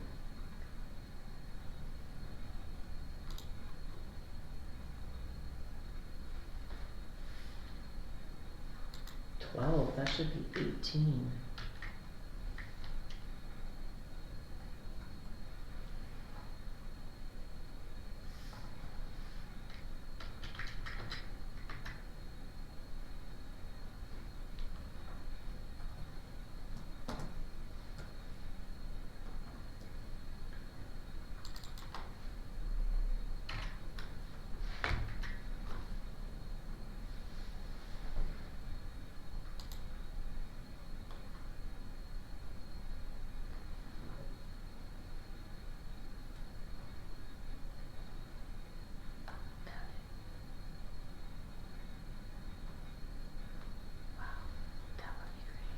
Mm-hmm.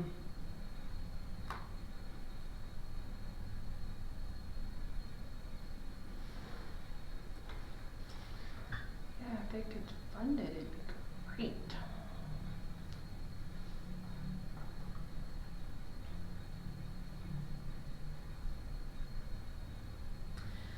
We don't have building capacity numbers, do we? Or do we? I Oh, we do. was gonna say I know we we do. do. Yeah. But see, there's functional capacity and then there's. Right, I don't think, that's not considered a part of the discussion ever. Okay. Well, it is at the high school. It should be at the high school or Yeah, middle school level. And it probably is, cause how many can you fit into a gym, that kind of a thing. I guess that would be the same for elementary though. So I would say particular building is sufficient.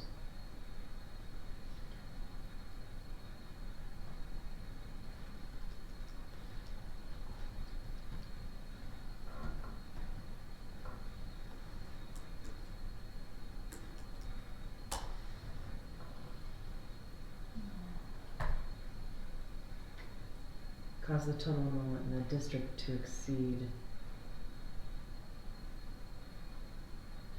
Actually, what if we just.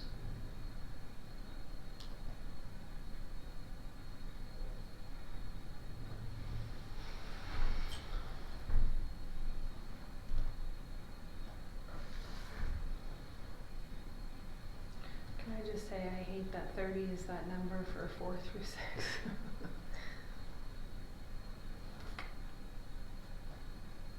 That's a big class. I actually think 24 at K1 is super hard too.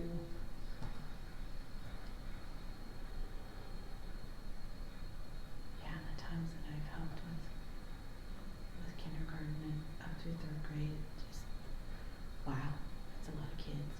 Mm-hmm.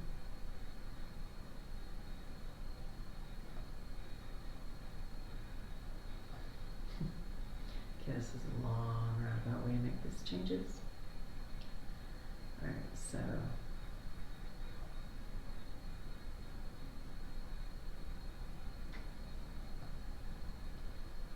I can stick with where I'm at. Do you want that cause to be capitalized? Oh, I'm going back through. Oh, sorry. It's okay. It would have been cheap. It would have been quicker for me to just typed it, but you know.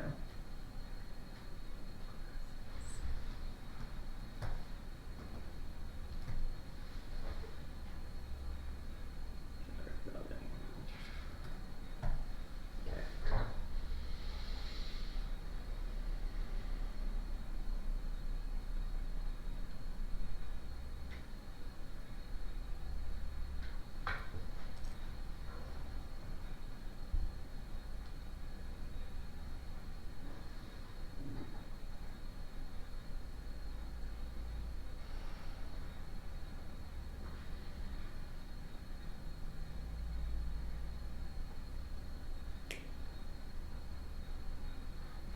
Oh, good lord, let me go into a big ol'. Okay, so, alright, so here's the factors, cause I think if we just take out the rest of, you know, make that all go away. Yeah. We've got 2, 3, 4 revocation, as long as a transfer student applies for re-enrollment, the superintendent shall treat the student as if he or she resides in that district.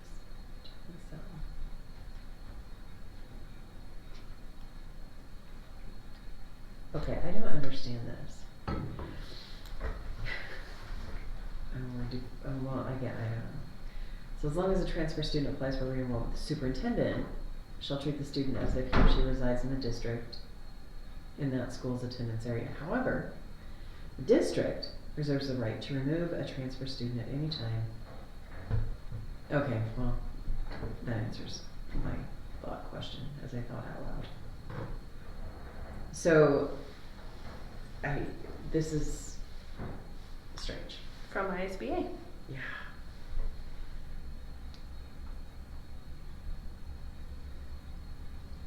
Again, this becomes really subjective. I honestly don't think this sentence should be here. I agree.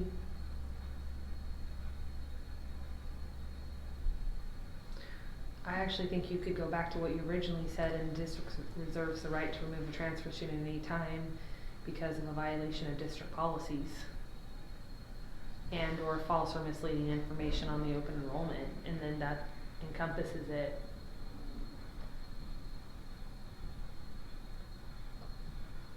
Because again, to your point, what I think is unacceptable could be different than what you think is unacceptable. Right.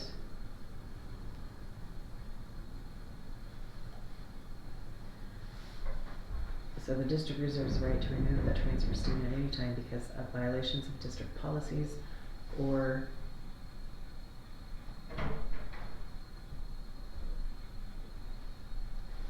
false or misleading information on the open enrollment application.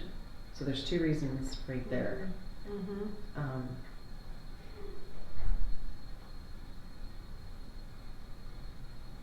By the superintendent of the transfer school?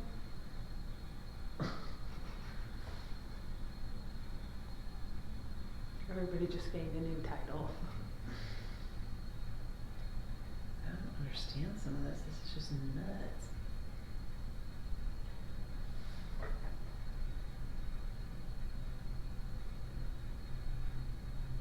What's crazy, and I could be wrong, but my understanding is there are some districts that just adopt these and Oh yeah, there these are. are their policies.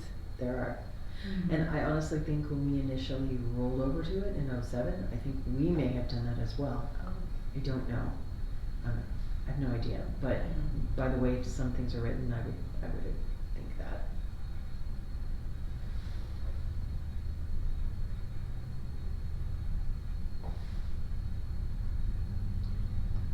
Like this whole of the transfer school, that doesn't. Mm-hmm.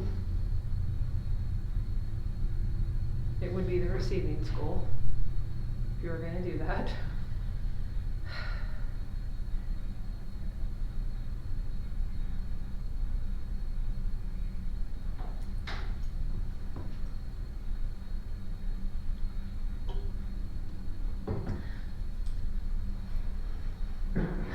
So originally you stated,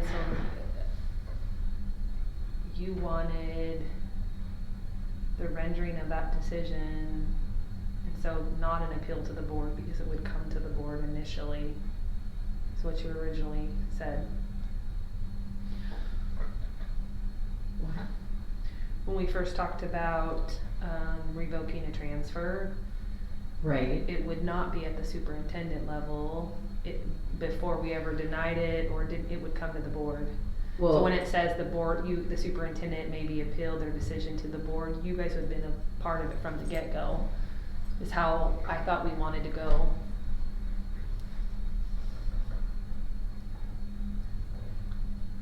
no, I think the policy, okay, cause under revocation of transfer, it states,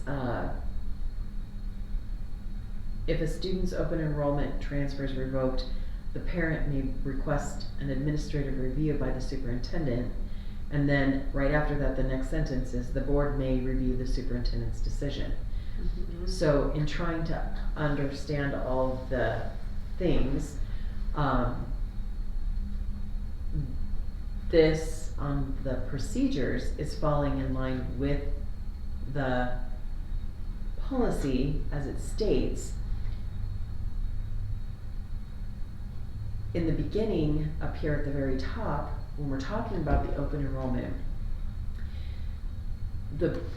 it states, in making a decision on a student's open enrollment application, the Board of Trustees shall consider the needs of the student requesting the transfer. I highlighted it because this is not something the board has ever done. So the board needs to decide, what are we doing in this capacity with this process? Right.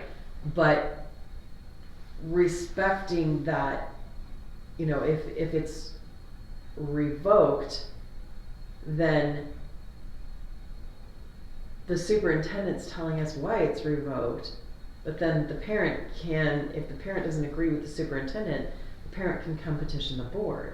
I think my misunderstanding is, I was under the impression that we wanted to change this, that there wasn't a decision about revoking it until it was at the board level, that you would be a part of that initial decision of if we were revoking it.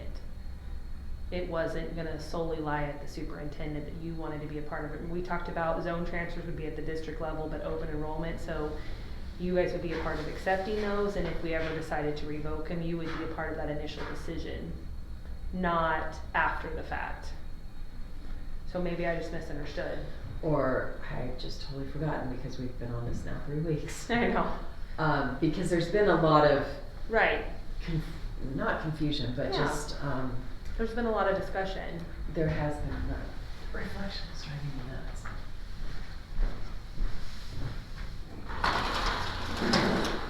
Still trying to worry.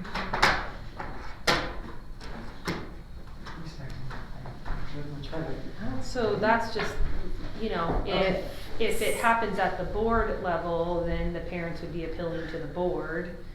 But it would say the decision of the board may be appealed a second time, or what those steps look like. But I thought we said that you guys would be a part of the initial decision of if we were choosing to revoke a transfer.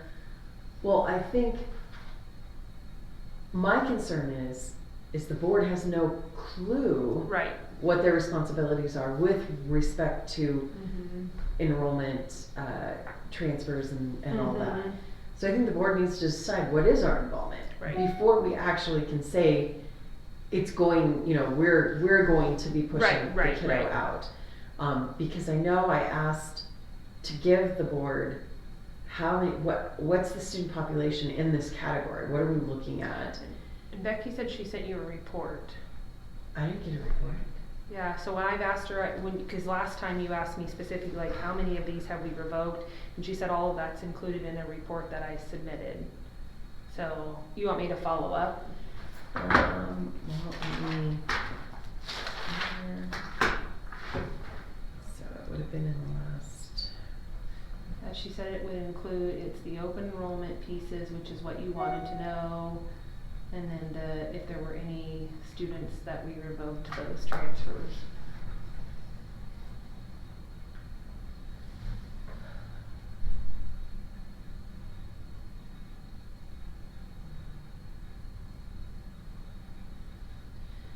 yeah, I think maybe she's prepared it, but I don't have Okay. anything with respect to that. I'll follow up with her. Unless. Cause she- you asked me that, there's been a couple of things, and so she said that she included in her report, so then I was like, okay, she has it. So maybe this is just highlighted, and so whenever the board makes a decision, Yeah, I when we get highlighted back it. to it. Ugh. yeah, I highlighted it as a reminder to myself to say, okay, hey, this What do we is what want the this to look policy like? has said. What are we doing? Because Mhm.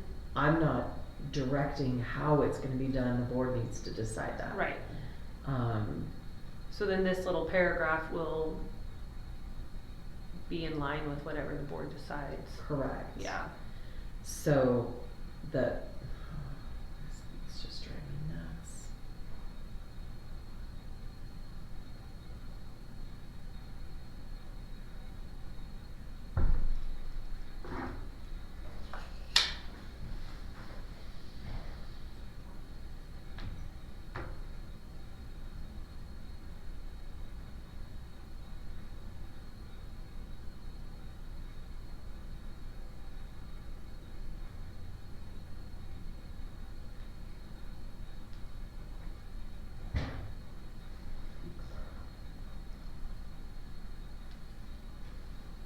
No, what I was looking for is to see if she put it in her,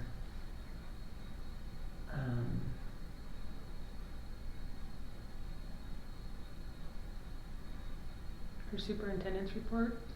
yeah, her board update.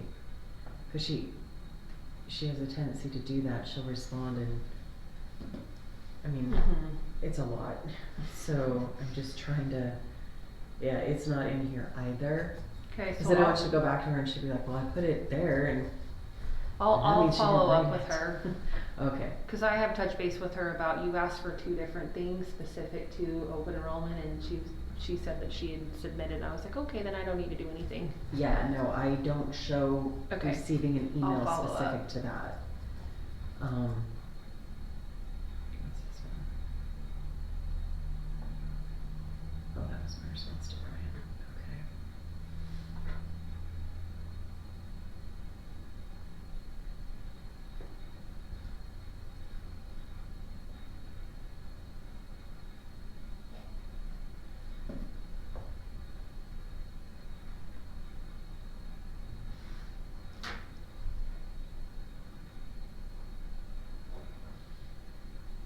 She did send something on the Reach Academy, but that's not Yeah, that's not the it. whole. Oh, wait, wait. Mhm. Yeah, no, it's all specific to the Reach program. I'll ask her, Yeah, no, I just wanna cause that keep- will help you.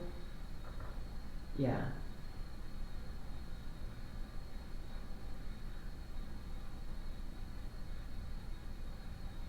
She asked for open enrollment, students that have been, revoked, and then you asked for staff waivers. Yes, Mm-hmm. just to know how many kids Yep. are we looking at and how much are Right. staff, right, that's what I I wanted. take notes, and then I mark off if I did it or not.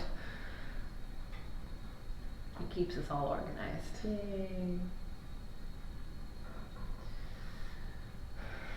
So, in all honesty, the way this procedure reads for the revocation, Mm-hmm. I like because it follows what we typically will do. Mm-hmm. Mm-hmm. Because I know that if there is a suspension, it stays at the building level.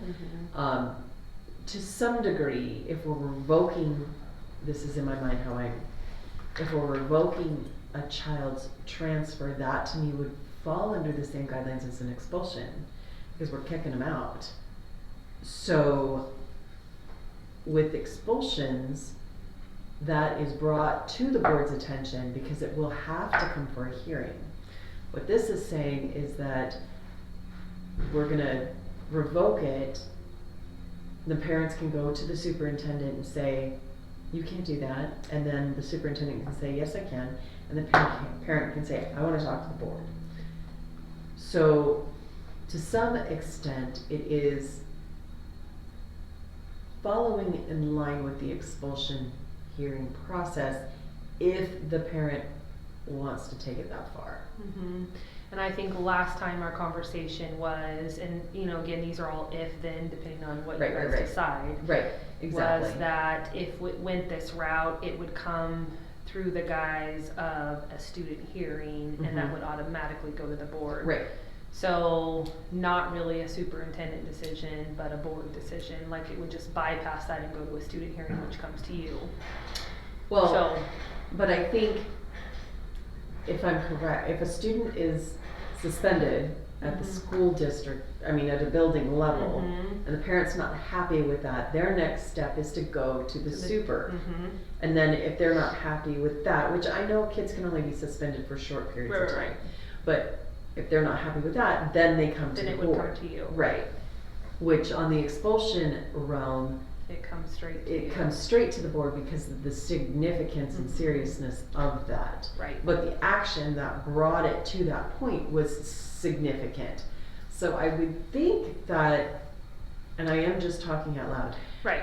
I would think that the parallel is what needs to be discussed by the board in Mhm. in the way this all works and, Right. and how it works, because this is in a sense saying a revocation is not as serious as an expulsion, but that's exactly what we're doing, we're expelling the kid from But school. we're just calling it something different. Yeah, exactly. So. We're just not legally saying expulsion, cause then Right. it's not on their record, and then they Right. still can go to an item school, Right. but to your point, But yeah. the concept of what's going on is the exact But same the thing. magnitude and. Is and- not as significant as, Right. well, but then again, maybe But it it could is. be, Because depending on, right. you look at, well, what's this kid's history? Well, he keeps bopping around from school to school to school, and he keeps Right. being told, sorry. Right. Yeah. So I think this one is just one that will have to change depending on what you guys decide. Yeah. Yeah, Mm-hmm. so, In school and out of district, students with disabilities. I mean, I like how, bouncing back up there, I like how it reads, but it is a discussion for the board Right, to have. right. Okay. So in district and out of district, students with disabilities are not treated differently from non-disabled students with respect to their choice unless the district has made an individual determination that disability-related needs of a particular student with a disability cannot be reasonably met at the school of their choice due to the appropriate consideration. This is a That is mouthful. one long, I know. that whole paragraph is one sentence. I actually think that this is addressed in the top, what we said, specific to how we make those decisions. We literally say, The support services available, Mhm. yeah. I don't even think you need it unless you wanna be that clear. Well, this is specific to students with disabilities, so.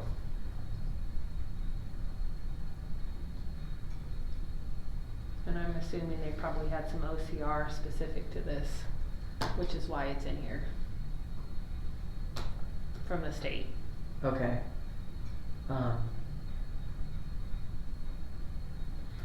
I just, it's one whole, it's. It's long, it's a mouthful.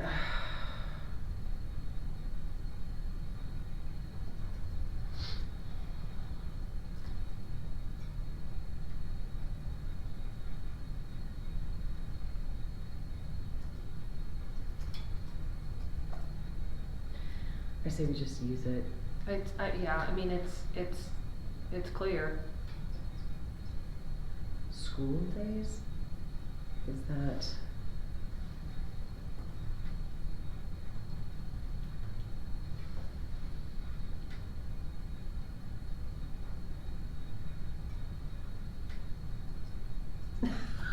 You're so ridiculous. Okay, that's I'm not really sure you need that. going out.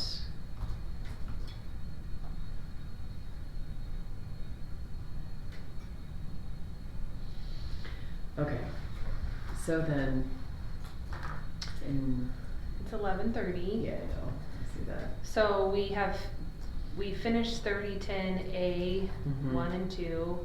We have PA1 that we finished. A lot of this will be the same for P2. So next Correct. week we can work on P2, which isn't gonna be that big of a deal. No. And then, I will mess with the form, and so you can look at it next week and then make whatever changes we wanna make. Yeah. And then we hit 3080 because that's the out-of-state thing. Alright. And then everything in this policy and its cross-section stuff will be done. Hey. And then maybe it can all go to the board on the It will 9th. all go to the board.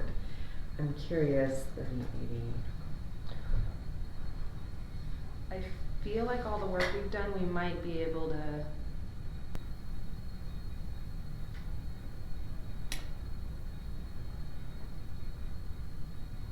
There might be some usable language from both.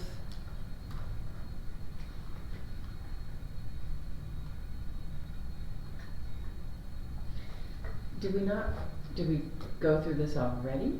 3080. Yeah. Ramona kinda looked at it, cause we were jumping around a little bit, Oh, but okay. we haven't Okay. really looked at it. You were Okay. working on 3010 and she was kinda looking at, and it just started the whole tuition conversation and, Right. and Yeah. We've got line notes through it, that's why I was curious. yeah, we started The a draft. little bit, but, Oops. Our old policy, and this is, okay, ISBA's recommendation, okay, Mhm. so we've got, alright, yeah, having the 3 in there is great. Mhm. We've got so many in 3010 that I'm like, what Right. are we looking at? we'll wait till we do all the cross-reference policies for 3000. It's like, there's like 40. I'm probably exaggerating, but, Okay, so that seems like a good game plan, so Yeah. I And think then- 30, oh, I just made that go away. Oh, what did it not? I think 10 PA1 is good, Mhm. with as much as, What we can decide now. Yeah. Until we, yeah, so then we can match P2. right, next week. Mm-hmm. Alright, We're making a dent, are we? we're being positive. There we go. It's progress. Okay, I'm gonna stop the Is recording. Becky in today?